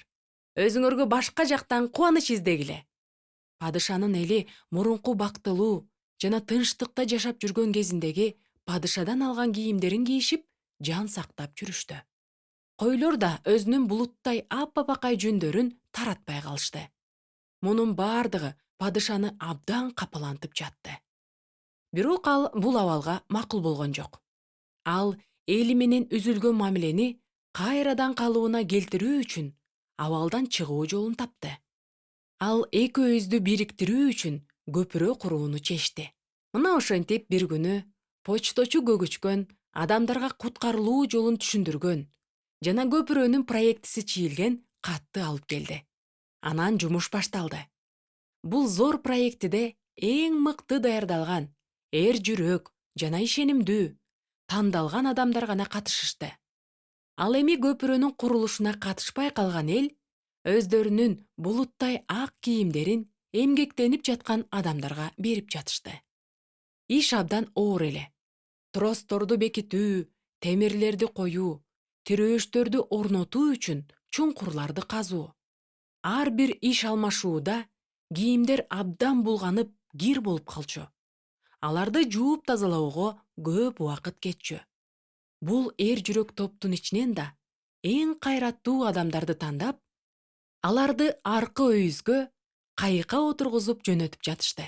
Себеби ал жакта да курулуш иштерин кылуу керек эле. Алардын арасынан көбү курман болушту. Бирок артка кайтып келгендер падышанын жакшы сөздөрүн элге жарыялап жеткирип турушту. Жылдар өтүп жатты. Эл көпүрө курууну улантып жатты. Мына ошентип көпүрөнүн тирөөштөрүн терең туңгуюктун түбүнө орнотуу маалы да келди. Бул кооптуу жана коркунучтуу милдетти падыша өзүнө алды. Ал кайраттуулук менен жийиркенбестен туңгуюкту толтуруп турган сууга түшүп, эң түбүнө жетти. Ал жерден падыша ажыдаардын кызматчыларын жолуктурду. Алар падышага кол салып, аны шылдыңдашып, кордоп жатышты. Бирок падышанын ишине эч нерсе тоскоол боло алган жок. Ал өз милдетин аткарды. Көпүрөнүн тирөөштөрүн бекитти жана аны туңгуюктун ирими жеңе алган жок. Падышанын туңгуюктун түбүнөн кайтып келишин коркунуч менен күтүп жатышкан куруучулар анын аман эсен кайтып келгенин көрүшкөндө ушунчалык кубангандыктан өздөрүнүн жоготууларын унутуп коюшту. Эми алар кайрадан күчкө толуп, мурункудан да көбүрөөк ынтызарлык менен иштеп жатышты. Акыр аягында көпүрө курулуп бүттү. Жана анын ачылышы падышалыктын эң тарыхый окуясы болуп калды. Эл эми кайрадан падышага келип, анын өз колунан булуттай аппапакай кийимдерди алуу үчүн мүмкүнчүлүгүнө ээ болушту. Эң биринчи болуп жаңы көпүрөгө ким келгенин билесиңерби? Кийимдери ушунчалык булганган адам келди. Анын кийимдери ушунчалык кир жана эски болгондуктан ылайдан айырмасы жок эле. Анын сырткы кебетеси да, жашоосу да чыныгы каракчы экендигин көрсөтүп турду. Ал ташпоор жана каардуу адамга айланып калган эле. Көпүрөнүн аркы өзүнө баргысы келген адамдардын саны көбөйгөндөн көбөйүп жатты. Кийиминин тамтыгы кеткен бир кайырчы адам гана падышага жакшынакай кийинген адамдардын бара жатканын көрүп, жолдун четинде эмне кылаарын билбей турду. Алардын колдорунда падышага арналган белектери бар эле. Сени эмне токтотуп турат? Жүрү биз менен, деди өтүп бара жаткан жолоочулардын бири. Кайырчы жооп бербестен, мен жөнүндө падышага айтчы, деп суранды. Бир нече күндөн кийин жолоочу кайтып келе жатып, баягы кайырчыны көпүрөнүн жанында турганын көрүп калды. Билесиңби, менде сен үчүн жакшы кабар бар. Падыша сенин жакырчылыгыңды жана кайгыңды жакшы билерин айтты. Муну укканда кайырчыны кубаныч жана коркунуч сезими толтурду. Анан ал көпүрөгө кадам таштады.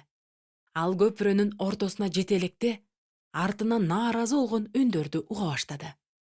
Анын артынан кайраттуу басып бара жаткан бир жаш адам кууп жетти да, көрсө падышага ушундай жүдөгөн кебете менен деле барса боло берет турбайбы? Деп күңкүлдөй баштады.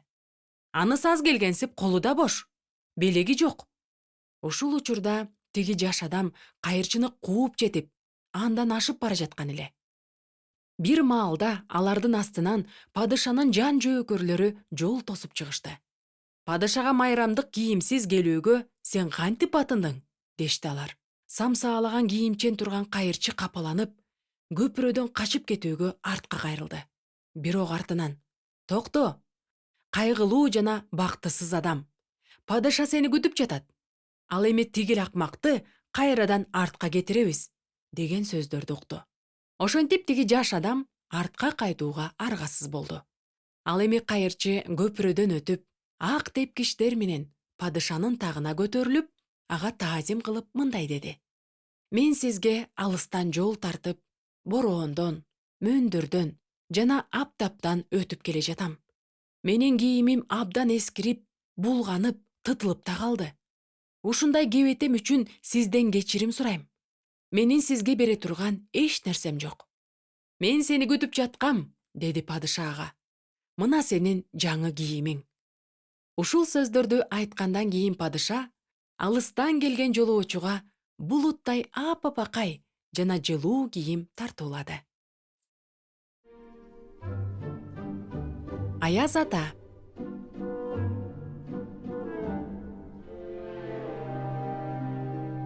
Бир кичинекей шаарчанын балдары жаңы жыл келе турган түнү уктабай отурушту.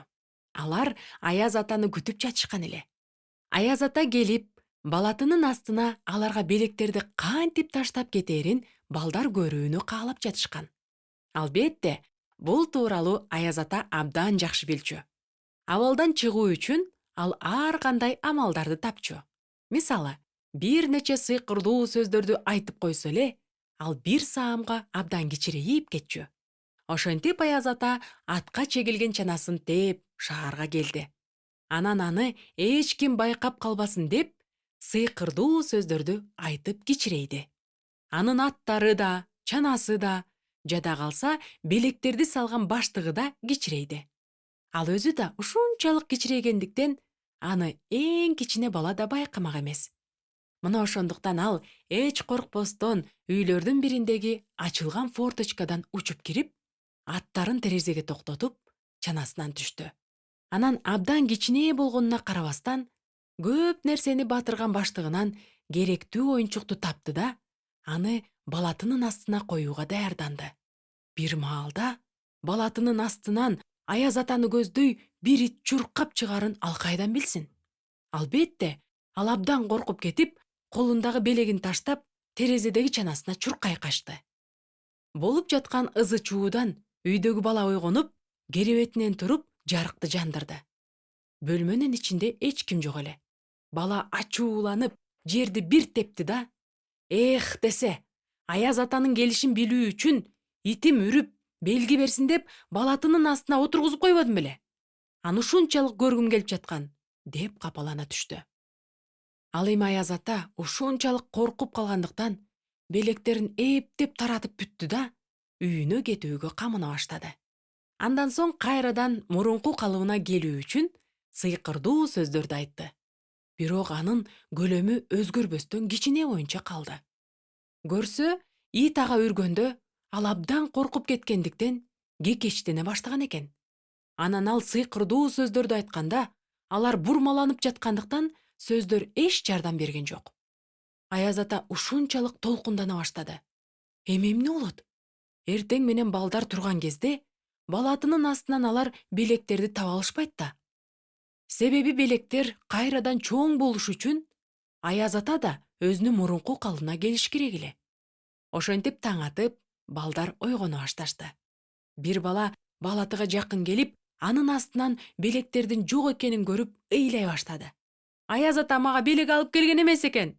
Анткени мен дене тарбия сабагынан 2 алган элем.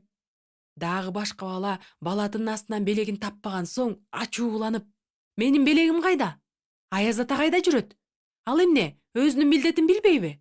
Деп кыйкырды. Дагы башка бала балатынын астын карап текебердине. Мага белектин кереги жок. Мен өзүмө керектүүнүн бардыгын сатып алам, деди. Дагы бир кыз ойгонуп, балатыга чуркап барды да, белекти таппаган соң тынчсызданган үн менен: «Байкуш Аяз ата, ал бир кырсыкка учураган окшойт», деди. Жаңы жыл келгенден кийинки күнү шаарчыдагы балдар эң чоң балаты орнотулган борбордук аянтчада жыл сайын чогулушчу. Ал жерде бардыгы көңүл ачышып, ырдашып, ойношуп, Аяз атадан алган белектери менен бири-бирине мактанышчу. Эми азыр алар эмне жөнүндө сүйлөшүп жатканын элестете аласыңарбы? Алардын нааразычылыгын, айраң таң калганын жана кыжырдануусун. А биздин Байкуш Аяз ата ушул учурда аянтчадагы эң чоң балатынын түбүндө отурган эле. Анын аттары чарчап кеткендиктен буттарын кыймылдатып, моюнтуругуна тагылган коңгуроолор шыңгырап жибербегенде, ал дагы деле ошол жерде көпкө отура бермек. Коңгуроолордун шыңгыраганын уккан балдар балатынын астын карай башташты. Балдардын бири оюнчуктай көрүнгөн чананы жана аттарды колуна алып, «Карасаңар, чананын ичинде кичинекей Аяз ата бар экен. Анын баштыгында белектер бар экен. Көрөлүчү?» деди да Аяз атанын баштыгына кичинекей колдорун сала баштады. Дагы башка бала Аяз атанын сакалынан тартып, ал чыныгы Аяз ата эмес экен. Анын сакалы да жасалма экен» деди. «Келгиле, аны кайрадан балаттын астына коюп коелу. Белектери жок болсо, анын бизге эмне кереги бар?» деди балдардын бири. Алардын жанында турган бир кыз гана оюнчук Аяз атаны аяп: «Балдар, эгерде ал силерге керек эмес болсо, аны мен алсам болобу?» деди. «Ала бер», деди Аяз атанын баштыгын изилдеп жаткан бала. «Баары бир анын баштыгында эч нерсе жок. Мен текшерип чыктым». Балдар түштөнүү үчүн үйлөрүнө тарап кетишти. Кичинекей кыз коркконунан калтырап турган Аяз атаны аярлап кармап, аны кантип тынчтандырууну ойлоп жатты. «Коркпо, мен сени үйүмө алып барам», деди ал. «Менин апам сага жана сенин аттарыңа тамак берет. Сен биздикинде каалаганча жашай берсең болот». Бул сөздөрдү уккандан кийин Аяз ата тынчтанып калды. Анан дагы кекештегени токтоду. Ал сыйкырдуу сөздөрдү туура айткандан кийин кайрадан чоң болуп калды. Анын аттары, чанасы жана белек салынган баштыгы да чоңойду. Ушул заматта балатынын астында балдарга арналган белектер да пайда боло калды. Балдар белектерди алышып, абдан кубанып жатышты. Бир гана Аяз ата капаланып турду. Балдарга андан белектер гана керекпи деп ал ойлонуп жатты. Кийинки жаңы жылда Аяз ата кайрадан балдардын бардыгына белек алып келет. Тил алчаактарга да, тил албастарга да, мектепте жакшы окугандарга да, начар окугандарга да. Бардыгы мурункудай боюнча кала берет. Бирок бул шаарчада ойго келбеген бир окуя болуп өтөрү шексиз. Жайында күтүлбөгөн жерден кар жаайт. Бардыгы жердин атмосферасындагы аномалиялар тууралуу сөз кылышат. Бирок бир кичине, боорукер кыз гана болуп жаткан укмуштуу нерселердин чыныгы себебин билет. Анткени жай мезгилиндеги анын туулган күнүнө чанасына 3 атты чегип Аяз ата келет. Бирок узакка отурбастан белегин тапшырып коюп, кайра кетет. 7 саны.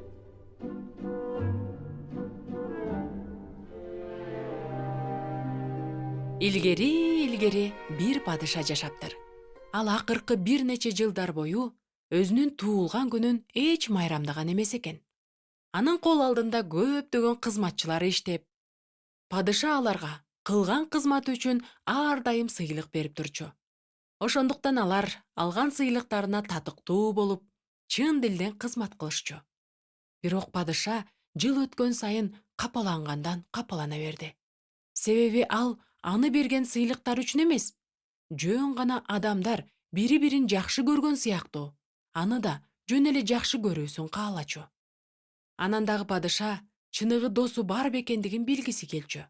Ошондой күндөрдүн биринде падыша мындай деп жарыя кылды: «Менин кол алдымдагы адамдардын бардыгы мен үчүн 7 деген сан маанилүү экендигин билүүсүн каалайм.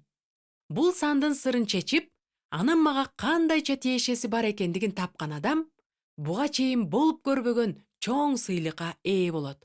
Ал адамга мен өзүмдүн жүрөгүмдү арнайм».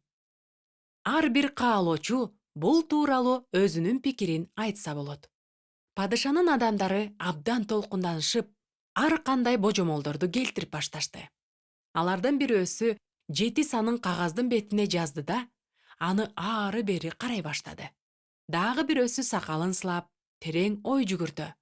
7 санын терең илимий изилдөөгө салыш керек деп ойлойм, деди. Акылмандардын тобу кагазга жазылган 7 санын тегеректеп чогула калышты да, ар бири өзүнүн пикири менен бөлүшүп башташты. Бул сандын формасы кызыктай экен. Айкаш жыгачка окшоп да кетет экен. Ооба, бул форма ийгилик алып келет. Мен бул сандын өзгөчөлүгү эмнеде экендигин таптым окшойт. Аны 3кө же 4кө бөлүп койсок, анда сандардын сыйкырдуу мыйзамы боюнча болуп көрбөгөндөй күчкө ээ болосуң. Укмуш. Бирок достор, токтой тургулачы. Мен бир өзгөчөлүктү, башкача бир нерсени көрүп турам. Карасаңар, эгерде санды астын үстүнө каратып койсок, анда англис тилинде жазуу түрүндөгү L тамгасына окшош экен. Ой шумдук, бирок менин оюмча, силердин маегиңер узакка созулуп кеткен жокпу? Деп падыша талашып жаткандардын сөзүнө кийлигишти. Анда эмесе үйлөрүңөргө тарагыла. Ырайымдуу падыша, мен бир нече сөз айтсам мүмкүн бекен? Деп эч кимге билинбеген кызматчылардын бири падышага таазим кылды. Макул анда, сүйлө, бирок узакка эмес, деди падыша. Акылман кызматчыларынын ой жүгүртүүсүнө өкүнүп. Менимче эч шексиз, 7 саны биздин ырайымга толгон падышабыздын туулган күнү. Бул күндө майрам уюштуруу үчүн бир нерсе кылууга мага уруксат берүүңүздү суранат элем.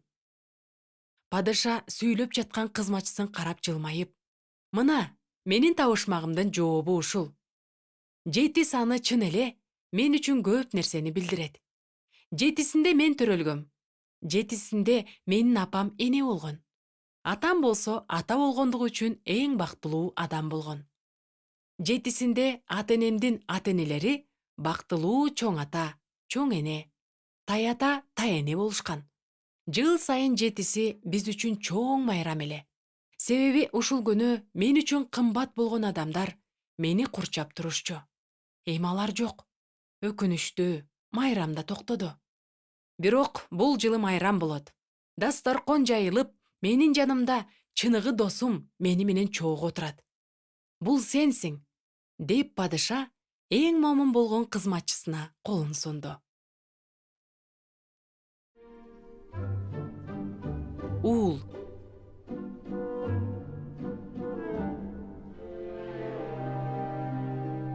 Апа, мен эшикке сейилдеп келсем болобу? Деп сурады апасынан Павлик. Болот, деди апасы. Бирок саат 6да карындашыңды бала бакчадан ала кел. Сураныч. Павлик эшикке чыгып, достору менен футбол ойноп жүрдү. Саат 6 болгондо ал досторуна кайрылып, мен карындашымды бала бакчадан алып келишим керек, деди. Достору чурулдашып, кел дагы бир саат ойной туралы.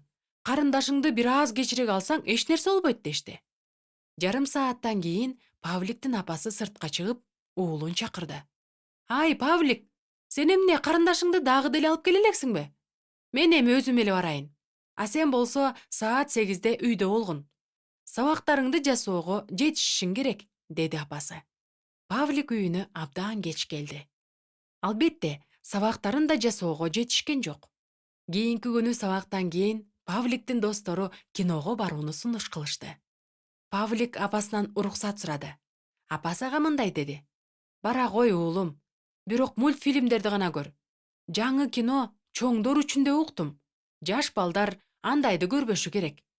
Павлик достору менен кинотеатрдын алдында жолугушту. Алдын ала билет сатып алып коем деген досу, мультфильмге билеттер калбай калыптыр. Жаңы кинону көрөбүз. Ал абдан кызыктуу дешет го, деди. Павлик капаланып, менин апам ал кинону көрүүгө тыюу салган эле, деп калды. Достору каткырып күлүштү. Апаң билбей калат. Билип калган күндө да, ал эне да баласын түшүнөт эмеспи? Павлик күлүп жатышкан досторун карады. Анан апасын эстеди. Ал ар дайым Павликти татынакай кийиндирип, даамдуу тамак жасап, ооруп калганда санаа тартып, түнү бою уктабай жанында отурганы көз алдына тартылды. Апасы ага китеп окуп бергенин да эстеди. А бул достору ал үчүн эмне кылышты эле? Эмне үчүн Павлик апасына караганда досторун угушу керек? Эгерде Павлик үшүп калса же ачка болсо, алар ал үчүн кам көрмөк беле? Павлик досторун дагы бир жолу карады да, чечкиндүү үн менен: "Жок, апам бул кинону көрбө деген", деп айтты. Автобустун ичинде.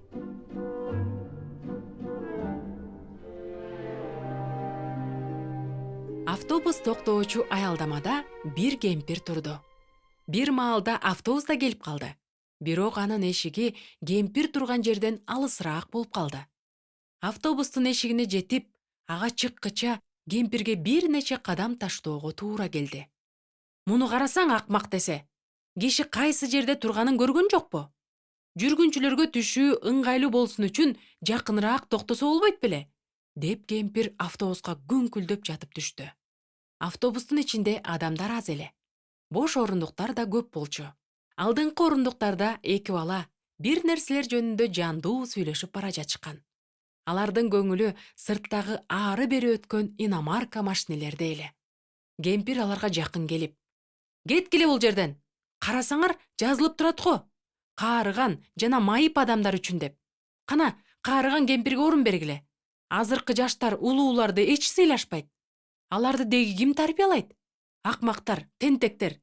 Балдар тынчтанып калышты да, эч үндөбөстөн башка орундуктарга жылып алышты. Капысынан автобустун алдынан бир нерсе чыга калды эле, айдоочу тормозду баса салды. Баягы кемпир болсо силкинип барып, кармоочко урунуп калды. «Сен эмне, отун жүктөп бара жатасыңбы? Ушуга окшогондорго айдоочу күбөлүгүн ким берди экен? Каракчы, кылмышкер, мен жараат алдым. Сениби шашпа, сотко берем», деп кемпир кыйкырды эле. Жүргүнчүлөр коркуп кетишти. Ошентип жүргүнчүлөр чыгуу үчүн алардын түшөөр маалы келе элек болсо да, алдыга жыла башташты. Себеби ажаан кемпир менен бирге бир автобуста болууну эч ким каалаган жок. Эки бала да, иномаркаларды сүйүүчүлөр, кийинки аялдамадан түшүүгө камана башташты. Бирок баягы ажаан кемпир тепкичке жулунуп жетип, балдарды түрткүлөп, чыгуу жолунда тоскоол болбоосун талап кылып кыйкырды. Балдар кемпирди алдыга өткөрүштү. Анан бардыгы автобустан түшүп кетишти. Бирок тиги кемпир болсо түшкөн аялдамада туруп алып, дагы деле урушканын токтоткон жок. Ташбоор адамдар жөнүндөгү ойлорунун бардыгын кыйкырып чыгарып алган соң, бийик үйлөр жайгашкан тарапка бет алды. Мунун бардыгына күбө болгон балдар унчукпастан аялдамада башка автобустун келишин күтүп жатышты. Мына, автобуста келе жатканы алыстан көрүндү. Ошол маалда аялдамага темтеңдеп дагы бир кемпир келди. Автобустун эшиктери ал кемпир турган жерден алысыраак ачылды. Анан кемпир автобуска түшүүгө шашылды. Эшикке жакындап калганда, ал эки баланы көрүп калды да, аларды алдыга өткөрүп мындай деди: «Силер жашсыңар да, өткүлө. Мен кыбырап чыккыча бир топ убакыт өтөт. Силерди кармагым келген жок». Балдар бири-бирин тиктешип, анан бир үн менен: «А биз сизге жардам беребиз», дешти. «Ой, рахмат балдарым», деди кемпир кубанган үн менен. «Аябай боорукер экенсиңер». Автобус ордунан жылды да, бир маалда капысынан токтой калды. Кемпир болсо кармоошту бекем кармап: «Ойгокуй, бир нерсе болду окшойт», деди толкундана. Анан айдоочуга кайрылып сурады: «Кандайсың, уулум? Эң негизгиси коркпо да кабатырланба. Карачы, шаардагы машинелердин көбүн. Азыркы күндөрдө айдоочу болуу жеңил иш эмес». Ошентип балдар чыгууга шашыла башташты. Кемпир да чыгууга камынып калды. Алар эшиктин алдына жакындап калышканда, кемпир балдарды карап: «Силер, балдарым, өтө бергиле. Мен эптеп түшкөнчө көп убакыт өтөт». Балдар бири-бирин карашып, кайрадан бир үн менен: «А биз сизге жардам беребиз», дешти. Үчөө автобустан түшкөндөн кийин кемпир балдарга: балдарым, силер жакшы балдар экенсиңер. Кудай силерди колдосун», деди. Бул балдар жыйындагы даңктоо хорунун репетициясына бара жатышкан эле. Жыйындан аларды хордун жетекчиси тосуп чыкты. Анан балдар ага автобуста жолуккан эки кемпир жөнүндө айтып беришти. Жакан жазган жакшы кабарда мындай сөздөр бар: «Ал, башкача айтканда, ыйса, чоңоюшу керек. А мен, адам, кичирейишим керек», деди хордун жетекчиси. Силерге жолуккан биринчи кемпир өмүр бою өзүнүн жеке кызыкчылыгын көздөп жашаган. Башкача айтканда, өзү чоңойгон. Ал эми экинчи кемпир өмүрүн ыйса машаякка арнап, ага орун бошотуп берген. Башкача айтканда, өзү кичирейген. Силер кандай адамдар менен ар дайым чогуу болгуңар келет эле? Ичинде ыйса чоңойгон адамдар менен, деп шектенбестен жооп беришти балдар. Чын эле, өзү жөнүндө гана ойлогон жана ыйса үчүн жүрөктөрүндө орун таба албаган адамдар бизге анча жага беришпейт. Торт.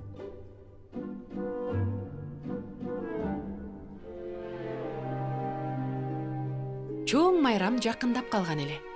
Апасы майрамдык тамактардын тизмесин алдын ала түзүп, жана керектүү азык-түлүктүн эң мыктыларын сатып алып койгон эле.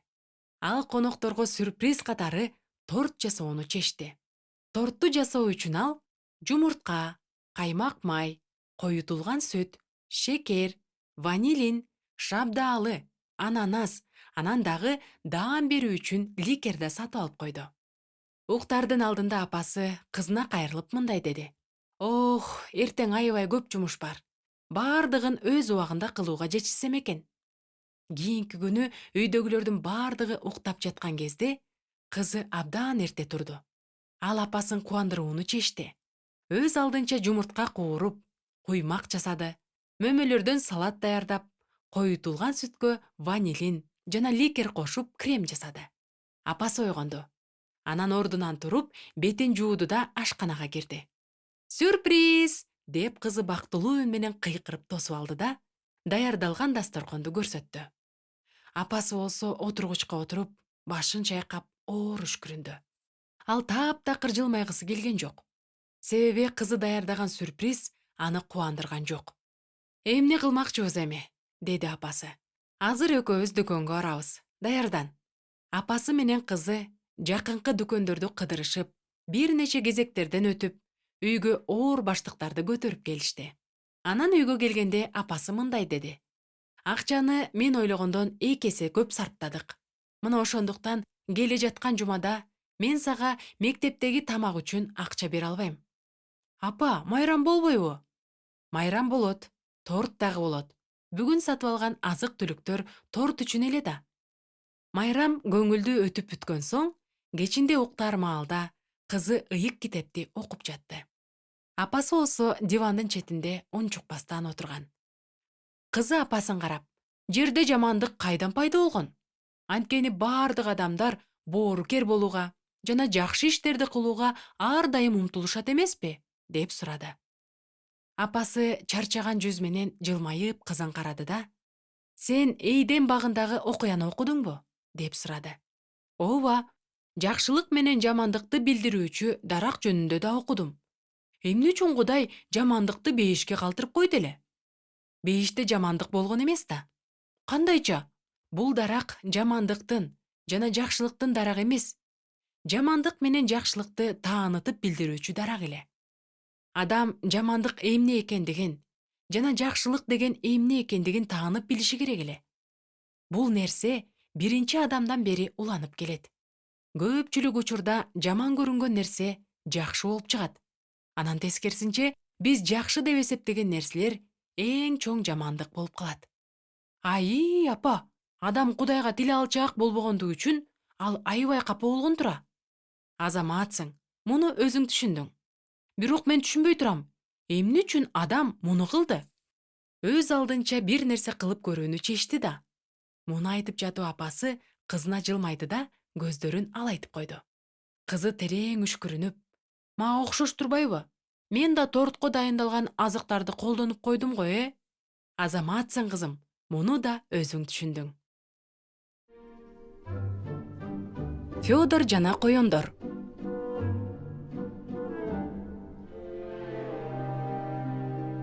Күн бийик көтөрүлүп калган эле. Фёдор сергек ойгонуп, бети колун жууп, кийинип, жакшылап тамактанып алып, эшиктин алдына чыкты. Үйүнүн алдында туруп алып, кошуналарынын үйлөрүнө көз жүгүртүп: «Дагы деле уктап жатышат. А мен болсо ишке даярмын», деди. Фёдор колуна кетменин көтөрүп алып, огородуна жөнөдү. Огороддун так ортосунда: «Бул менин огородум. Эч кимге кирүүгө болбойт», деген жазуусу бар тактайча шыргыйда бийик илинип турду. Фёдор огородчу капусталар өскөн жөөккө келип, ар бир капустанын түбүн жумшарта баштады. Жөөк абдан чоң, капусталар көп өскөн эле. Фёдор чын дилден берилип иштеп жатты. Бир маалда ал огородко уурданып келе жаткан коёнду капысынан көрүп калды. Капустанын катарында өсүп турган кызылчанын жалбырактарына жашынып, коён түйүлгөн капустага жакындады. Фёдор ачуусу ушунчалык келгендиктен кекештене мындай деди: «Сен эмне кылып жатасың? Сен кандайча? Деги сен менин огородума киргенге кантип батындың? Бул жерде жазылып турбайбы? Коен арткы эки бутуна турду да Федорго бурулуп: Дегиңкиси, мен бул жерге келгенимдин себеби сен кандай азамат экениңди, огородуңду абдан тыкаан карай турганыңды айтайын дегем, деди. Федордун жүзүндө мактанган жылмаюу пайда болду. Муну көргөн коен ага акырындап жакындады да сөзүн уланта: Эч кимдин жемиштери сеникинчелик жакшынакай эмес. Мисалы, Степанды алсак, деди коен кошунанын огородуна колун шилтеп. Аныкында айтып коеюн, отоо чөптөн башка эч нерсе өспөйт. А Василийчи, ал таптакыр жер казганды да билбейт. Ал өзүнүн устаканасында балкасы менен ургулап турса эле болду. Федор коендун сөздөрүнө алаксып, башкалардын огородун карап, башын ары-бери бургулап жатты. Ошол маалда коен бир капустаны сындырды да, артына бекитип, токойду көздөй кетенчиктеп: Эми сени кармабайын, ишиңди уланта бер, деп коштошту. Коен кетип калды. Федор болсо жерди жумшартканын уланта баштады. Ошондо гана жөөктөгү тик чийип турган капустанын тамырын көрдү. Ах, сениби алдамчы десе, деди ал толкундана. Кантип бул ишке батынды, ууру десе. Ошентип Федордун иштөөгө каалоосу жоголуп, үйүнө жеңил тамактануу үчүн кирип кетти. Жүрөгү оордонуп, тамактанып, бир аз эс алган соң, кайрадан огородко жөнөдү. Бирок алгач сыйынып алууну чечти. Теңир, мени ушул коендон сактачы. Сен ал кандай мытаам экендигин билесиң го. Федор огородко келип, жерди кайрадан жумшарта баштады. Абдан чарчады. Таалыган арка белин кээрип алуу үчүн өйдө көтөрүлдү да, токойдон анын огородуна чуркап келе жаткан коенду көрүп: Кет мындан, жогол! Деп кыйкырды. Коен болсо Федордун кыйкырыгын укмаксанга салып, ага жакындап, арткы бутуна турду да, эч камырабаган үн менен: Ой, менин курсагым ток. Сага мен дос катары кеңеш берейин деп келдим. Федор кетменин ары коюп, шектенип жатып сурады: анан? Сен капустаны эле өстүрө бересиң. Сабизди дагы эгип койсоң, мындан да жакшы болмок, деди коен. Балким капустанын түшүмү болбой калаттыр. Федор коендун сунушун ойлонуп, жерди карап калды. А коен болсо, учурдан пайдаланып, дагы 2 капустаны сындырды да, эптеп колуна батыра, аркасына катып, токойду карай кетенчиктей баштады. Макул анда, жакшы тур, эмгекчил, деп коштошту коен. Федор дагы 2 капустанын жоголгонун көрүп, мурункусунан да аша капа болду. Деги бул эмнеси? Бул кандай ууруга туш болдум мен?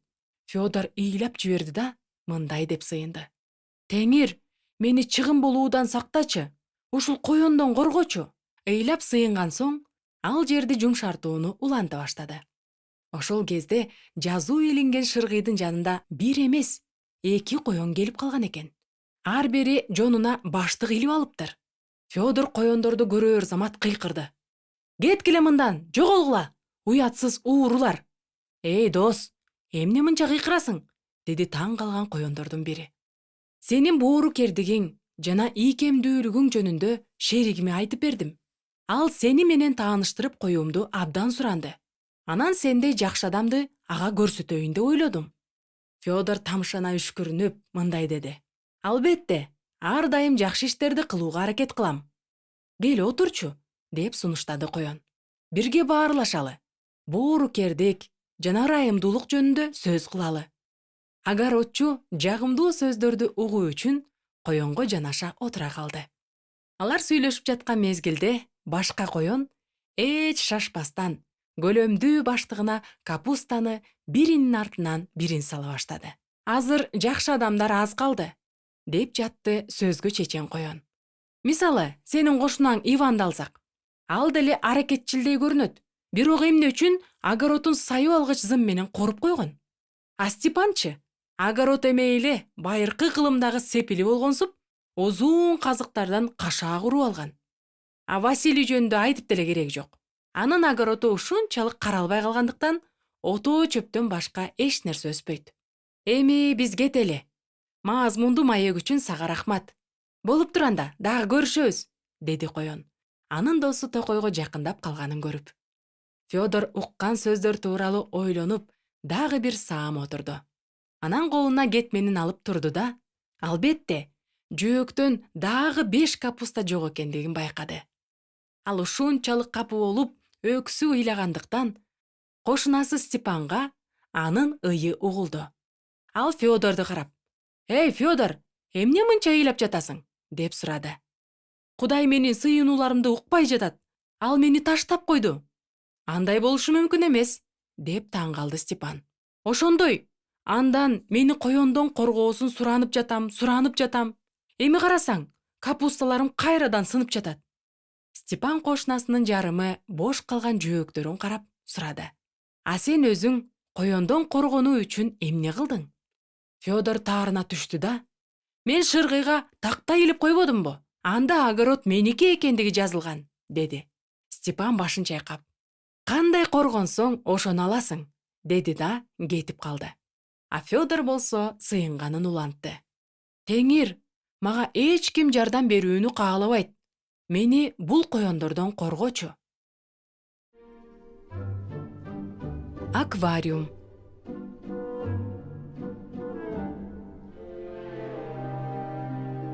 Эң кооз жана сонун аквариумдардын биринде анын жашоочулар үчүн абдан ыңгайлуу шарттар түзүлгөн эле. Анын түбүнө майда таштар тизилип, балыктар жашынуу үчүн эң сонун далдалар коюлган. Балыктарга өз убагында тамактар берилип турчу. Суу дагы атайын аспаптын жардамы менен ар убакта таза кычкылтек менен байытылып турчу. Балыктар оорубашы үчүн аквариумдун ичине микробторду өлтүрүп туруучу дары өсүмдүктөр отургузулган эле. Балыктар бул өсүмдүккө жакын келишип, ага арты менен кырынышчу. Күндөрдүн биринде бир шамдагай балык бул дары өсүмдүктү даамдап көрүүнү чечти. Ал бир тиштеп жеп көрүп, жуткандан кийин анын көңүлү ачыла түштү. Анан көңүлдүү балык курдаштарын чакырып келди да, бардыгы чогуу дары өсүмдүктүн жалбырактарын биринин артынан бирин жабыла кемире башташты. Алардын да көңүлдөрү ачылды. Бирок балыктардын шайыр көңүлү көп куузаган жок. Себеби алардын ортосунда талаш чыгып, бири-бирин дары өсүмдүккө жакындатпай түрткүлөй башташты. Башаламандыктан пайдаланып, дагы бир шамдагай балык өсүмдүктүн бир жалбырагын жутуп алды да, өз үйүнө кирип кетти. Ал тапкан олжосун таштын астына жакшылап бастырып койду. Көп өтпөй эле ал таштын астында курттар пайда болушту. Анан балык бир куртту жеп көрдү эле, ага жагып калды. Шамдагай балык курдаштарын конокко чакырды да, аларга курттарды берип сыйлай баштады. Соргок балыктар тамакты жешип, мактап жатышты. Курттун бардыгы түгөнгөндөн кийин келген балыктар эки жагын карашып, дагы эмне бар экендигин издей башташты. Бирок жегенге эч нерсе таппаган соң, алар бири-бирине жулунуп, тиштегилей башташты. Акырында бир тойбос балык башка балыкты жутуп койду. Ошондон кийин аквариумда жашоо кооптуу болуп калды. Себеби балыктар бири-бирин жей баштаган эле. Ошол кезде дары өсүмдүктүн бир гана сөңгөгү калган. Эми ал микробтор менен күрөшө албай куурай баштады. Курттар да ушунчалык көбөйүшүп, аквариумдун түбүнө толуп кетишкендиктен суу кирдеп, сасып кетти. Балыктар ооруп, өлө башташты. Бир нече балыктар гана болуп жаткан акылсыздыктан алыс болуп, өздөрүнүн үйлөрүнө бекинип алышты. Бир күнү аквариумдун кожоюну кичинекей торчон алып, аны менен үйлөрүндө бекинип отурушкан балыктарды алып чыгып, аларды таза суусу бар банкага салды да, аквариумдагы сууну оорулуу балыктары менен бирге төгүп таштады. Ал аквариумду кайрадан жууп, тазалап, кургатууга, анын түбүнө таштарды тизип чыгууга туура келди. Андан кийин ичине таза суу куйду. Бардыгы жаңыланып бүткөн соң, банкадагы тил алчаак, жакшы балыктарды аквариумга кайрадан салды. Аквариумдун ичинде көңүлдүү жана бактылуу жашоо кайрадан башталды. Балыктар күндөн күнгө көбөйүп жатышты. Күндөрдүн биринде аквариумдун кожоюну балыктардын бири дары өсүмдүктүн жалбырагын үзүп жеп алганын байкап калды. Ал ошол замат колуна торчосун алып, балыкты кармап чыкты да, аны ыргытып жиберди. Ал эмне кылып жатат? Деди балыктардын бири нааразы болуп. Бул кандай мыкаачылык? Дагы башка күнү бир балык таштын алдына тамагын жашырып койду. Аквариумдун ээси муну көрөр замат торчун алды да балыкты кармап чыгып, аны аквариумдан ыргытып жиберди. Биздин кожоюнубуз өтө коркунучтуу экен, деп бул жолу бир нече балыктар кыжырданышты. Ал ким үчүн коркунучтуу? Деп сурады эң жалтыраган балыктардын бири. Бул алтын балыкты бардыгы жакшы билишчү. Анткени ал мурунку аквариумдун жок кылынганына чейин эле бул жерде жашап келген эле. Кээ бир балыктар ага кулак салышты. Кээ бирлери болсо анын сөздөрүнө кайдыгер болушту. Биздин кожоюнубуз, деди алтын балык уулуна. Бир гана тил албастарга коркунучтуу көрүнөт. Ар дайым туура иш кыл. Эмне кылуу керектигин жана эмне кылбоо керектигин билип жүр. Ошондо гана кожоюн сен үчүн коркунучтуу болбойт. Коркунучтар.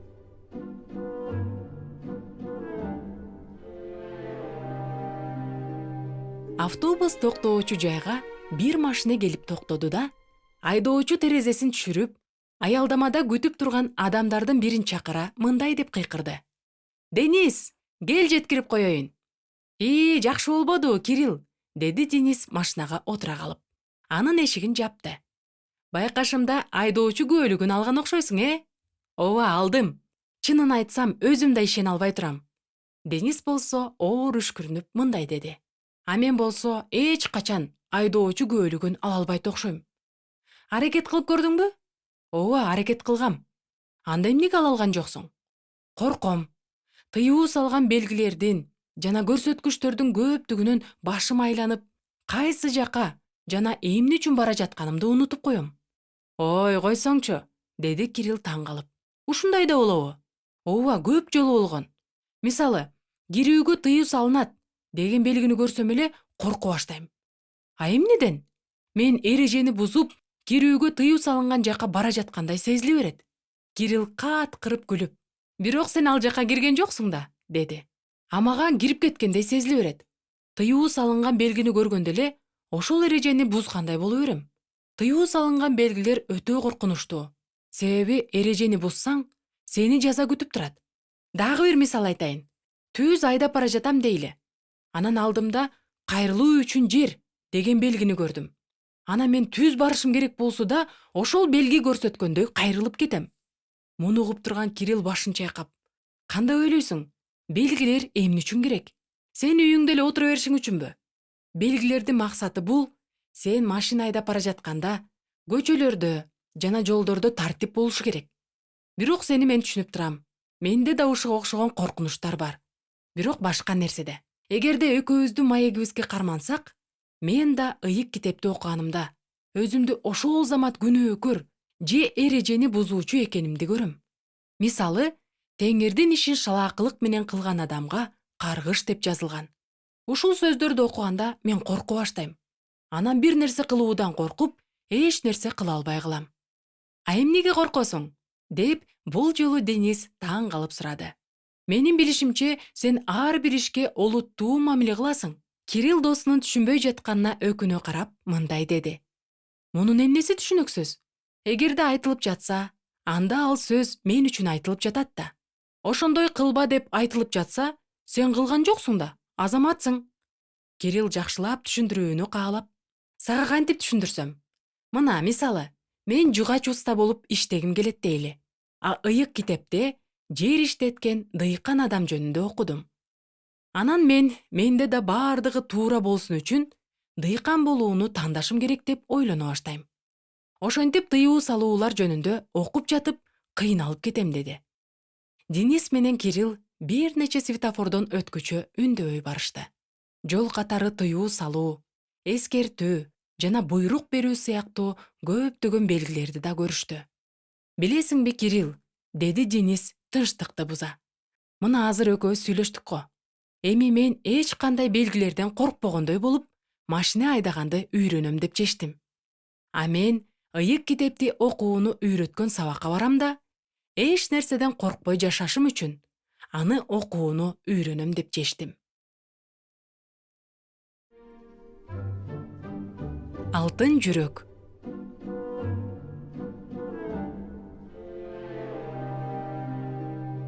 алтын жүрөк адам деген атка конгон бир адам жашаган экен. Ал беришен, боорукер жана башкалар менен мамилелешкенди сүйгөн адам эле. Көп адамдар анын бул мүнөзүн өздөрүнүн кызыкчылыгы үчүн колдонушчу. Ыйса Машаяк муну көрүп турчу.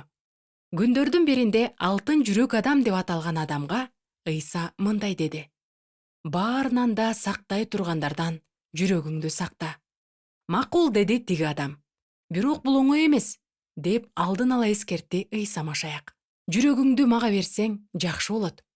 Жок, деди боорукер адам чечкиндүү.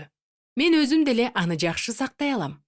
Алтын жүрөк адам боорукер эле эмес, акылдуу да болгондуктан, адамдар анын боорукердигин өздөрүнүн кызыкчылыгы үчүн колдонушпасын деп, алар менен мамилелешүүнү токтотууну чечти.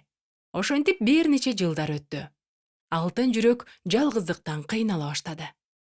Күндөрдүн биринде алтын жүрөк адам жашаган үйдүн эшигин бирөө тыкылдатты. Бул ким, деп сурады ал.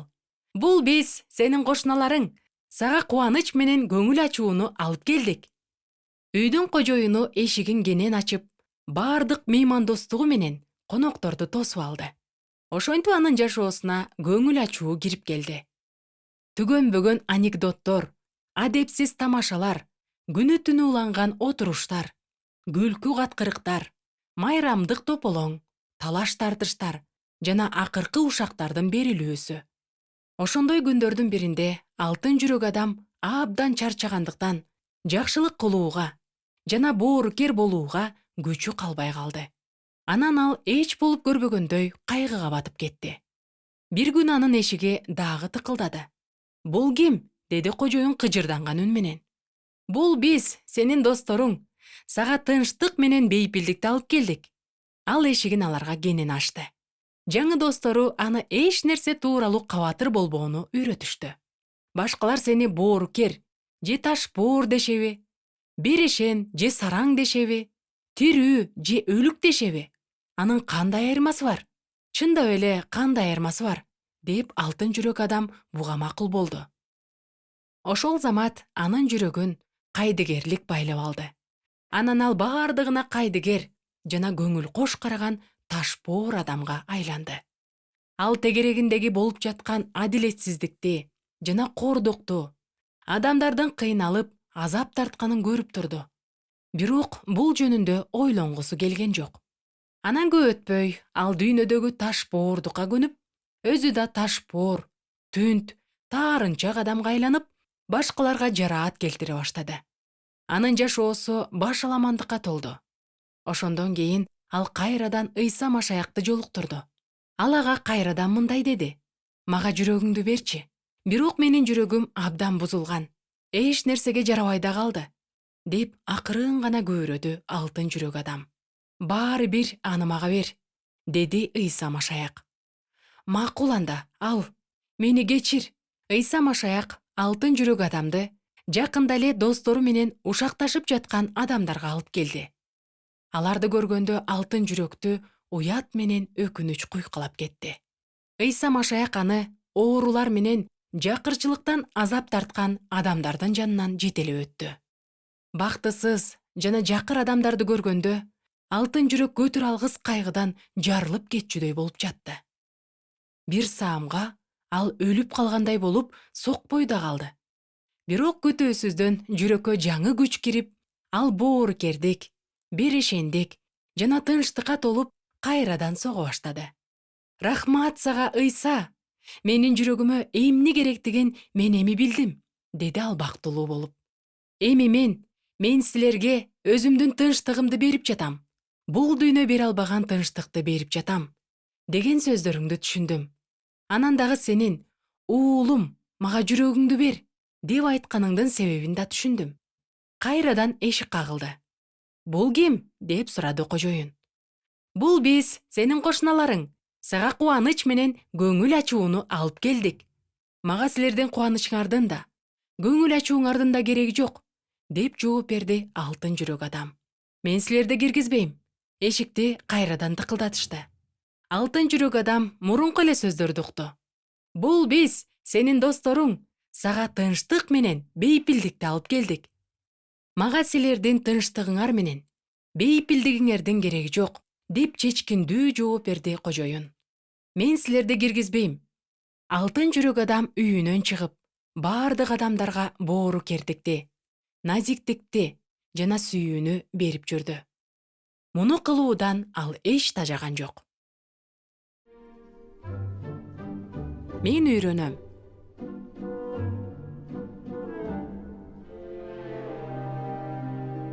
Петя чала ушталган калем менен сүрөт боеп отурду. Калемдин учу кагазды тыткылап, кыйшайган чийимдерди калтырып жатты. Петянын жанында анын кичине иниси трансформер менен ойноп отурган эле. Ал Петянын сүрөтүн карап, калемди уштап алыш керек экен, деди. Петя таарынган үн менен, сенин калемиң да жок, деп борс этти да сүрөтүн бырыштырып салды. Бир күнү Петя иниси экөө бала бакчага бара жатышкан эле. Петянын бут кийиминин боосу чечилип, жерге сүйрөлүп бара жатты. Иниси аны карап, токтой турчу, сен бут кийимиңдин боосун байлап алышың керек, деди. Петя таарынып, өзүңдү билип алчы, деп жооп берди. Ошентип алар бала бакчанын эшигине жакындашты. Анан иниси Петяга дагы бир нерсени айтты. Эжекең менен саламдашканды унутпа, болбосо сага кайрадан эскертүү беришет. Петя кайрадан таарына, сенин ишиң эмне? Сага эскертүү берип жатышты беле, деди. Бир күн бою Петя күңкүлдөп жүрдү.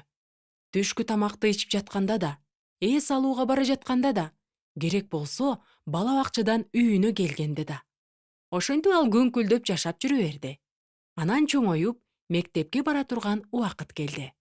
Бир күнү мугалим Петяны карап, сен үй тапшырмаңды абдан начар жазгансың. Кайрадан жазып чыгышың керек. Жакшылап аракеттен, макулбу? Деди. Петя үйүнө келип нааразы болуп баштады. Мен эмне, аракет кылбай жатамбы? Бардыгы эле 5ке окуй беришпейт да. 8-класс болгондо Петя эмгек сабагынын тапшырмасы боюнча мектептин гардеробуна тагуу үчүн темирден сандарды кесип жатты. Анан эмгек сабагынын мугалими: "Кел, мен сага ыңгайлуу болуш үчүн бул аспапты кантип кармашты үйрөтөйүн", деди. Петя дагы таарынып, "Мен өзүм билем, мага кандай ыңгайлуу же ыңгайлуу эместигин", деп борсулдады. Агай болсо ийинен куушуруп, "Сени үйрөнгүсү келип жатат го деп ойлодум", деди. Ошентип жүрүп Петя чоңоюп, эржетти. Ал өзүнө карата айтылган орой, өзнөкүн бербеген, өжөр экендиги тууралуу сөздөрдү көп укчу. Бирок баары бир кулак салчу эмес. Бир күнү ага жыйындан да эскертүү айтышты. "Пётр, адамдар менен мынтип орой сүйлөшүүгө болбойт. Ар ким өзүн байкап жүрүшү керек да", деди ал адатынча. Дагы башка жолу андан: "Бул чоң энеге жардам берип койчу. Ал сен жашаган үйдө жашайт. Өз алдынча жыйынга келе албайт экен. Сен машинаң бар эмеспи? Аны ала келсең жакшы болот эле", деп суранып калышты. "Эмне эле мени баарыңар карап турасыңар?" деди ачуулана Пётр. "Өзүңөр жардам бергиле ал кемпирге. Менин кандай тиешем бар буга? Эмне эле мага кандай болуш керектигин үйрөтө бересиңер? Биз сени бир нерсени үйрөнгүсү келет деп ойлогон элек". Бул жолу Пётр эч нерсе деп жооп берген жок. Ал баягы эмгек сабагынан берген мугалими эсине түштү. Көп жыл мурда ал да так эле ушул сөздөрдү айткан эле. Пётр үйүнө келип, 4 парак кагаз алып, ар бирине бир эле суроону жазды. Эмне үчүн адамдар мага эскертүүлөрдү айтып беришет? Биринчи кагазга ал мындай жооп жазды: "Себеби мени бардыгы жек көрүшөт". Экинчисине: "Себеби мени жакшы көрүшөт". Үчүнчүсүнө: "Мага бардыгы жамандык каалашат". Төртүнчүсүнө: "Мага бардыгы жакшылык каалашат". Андан соң ал алдыда турган кагаздарды көпкө карап, алардын ордун алмаштырып, бирин жакыныраак коюп, башкасын алысыраак түртүп жатты. Дагы бир саам ойлонгондон кийин Пётр кагаздардын экөөсүн бырыштырып, таштанды салган чакага ыргытып таштады. Ал ыргытылган кагаздагы сөздөрдү жалган деп эсептеген сөздөр эле. Жыйынтыгында анын колунда "Себеби мени жакшы көрүшөт жана мага бардыгы жакшылык каалашат" деген 2 жооп калды. Пётр терең дем алып, өзүнө өзү: "Мен эми таарынбайм, мен үйрөнөм", деп бекем чечим чыгарды. Каардуу доктур.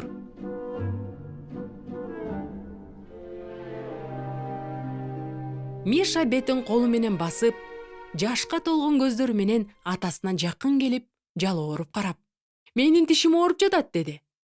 Андай болсо тиш доктурга барышыбыз керек, деди атасы кабатырлана. Ата уул тезинен камынып тиш доктурга жөнөштү. Тиш доктур Мишаны абдан сыпайылуу тосуп алды да, креслого отургузуп, оозун чоң ачышын суранды. Миша доктурдун айтканын тил алчаактык менен аткарып оозун ачты. Доктур Мишанын оозун, тиштерин карап, тиштериң сонун тегиз экен. Кана санайлычы, канча тишиң бар? 1, 2, 3, 32 тишиң бар экен. Азаматсың. Сен абдан тартиптүү жана жакшы бала экенсиң. Сылык сыпаа сүйлөйт экенсиң. Эми тура кой, Миша. Үйүңө бара бер. Сен азаматсың, деп Мишаны кое берди. Миша доктурдун айткан ар бир сөзүнөн жыргап, бактылуу жүзү менен креслодон туруп, доктурдун бөлмөсүнөн кубаныч менен жаркырап чыкты. Атасы дагы деле тынчсыздана. Уулум, кандайсың? Деди. Ушунчалык жакшы тиш доктур экен, ата, деп жооп берди Миша. Ал абдан боорукер, мага жагымдуу гана сөздөрдү айтып жатты. А тишиң кандай? Деп атасы тактап сурады. Ой, ооруп жатат. Атасы Мишаны колунан жетелеп, башка тиш доктурга алып жөнөдү. Миша доктурдун бөлмөсүнө кирип, креслого отуруп, оозун ачты. Ай, кандай жаман кариес, деди каардуу үн менен доктур. Менин 32 тишимдин бардыгы аппак, анан теп-тегиз, деди Миша таарынган үн менен. Анысы аз келгенсип көптөн бери турган эски, каралбаган кариес экен, деп доктур Мишанын айтканына кулак салбастан сүйлөй берди. Тишиңди даарылап, анан пломба коюшубуз керек. Тишимди чукуйсузбу? Деп Миша коркуп кетти. Чукушум керек, деди доктур чечкиндүү үн менен. Бардык чириген, ириңдеген жерлерин тазалап чыгышым керек да. Андан соң гана пломба коем. Миша ыйлап жиберди. Суранам. Мен мындан ары ширин эч нерсе жебейм. Ачуу даарыны ичем. Апам менен атамдын айтканын угам. Тишимди чукулабай эле коюңузчу, суранам. Доктур кабагын бүркөп. Сен шириндиктерди жейсиң. Ачуу даарыны ичүүнүн кажети жок. Ал эми мен сенин тишиңди даарылап, айыктырып койгондон кийин апаң менен атаңдын айтканын сөзсүз угушуң керек. Бул учурда атасы Мишаны коридордо күтүп отурган эле. Ал боор машинанын зырылдаганын, темирден жасалган аспаптардын шаңгыраганын, Мишанын онтоп ыйлап жатканынын бардыгын угуп турду. Бир маалда бардыгы тынчып, доктурдун бөлмөсүнөн Миша чыкты. Уулум, кандайсың? Деп сурады кабатырланган үн менен атасы. Миша чөнтөгүнөн конфет алып чыгып, сыртын арчып, кагазын атасына карматты да, конфетти толугу менен оозуна тыгып, бул каардуу доктурга эч качан келбейм, деди. Менин 32 аппапак жана теп-тегиз тишим бар. Ал болсо бир эле жалгыз кариести көрүп калып, ошол жөнүндө гана токтобой сүйлөй берди. А тишиңчи, кантип калды? Деп атасы кайрадан сурады. Тишим ооруган жок. Бирок баары бир бул доктурга экинчи келбейм. Тишимди жууйм, сүттөн көп ичем, быштактан жейм, тамактан кийин оозумду чайкап турам. Бирок бул доктурга эч качан келбейм.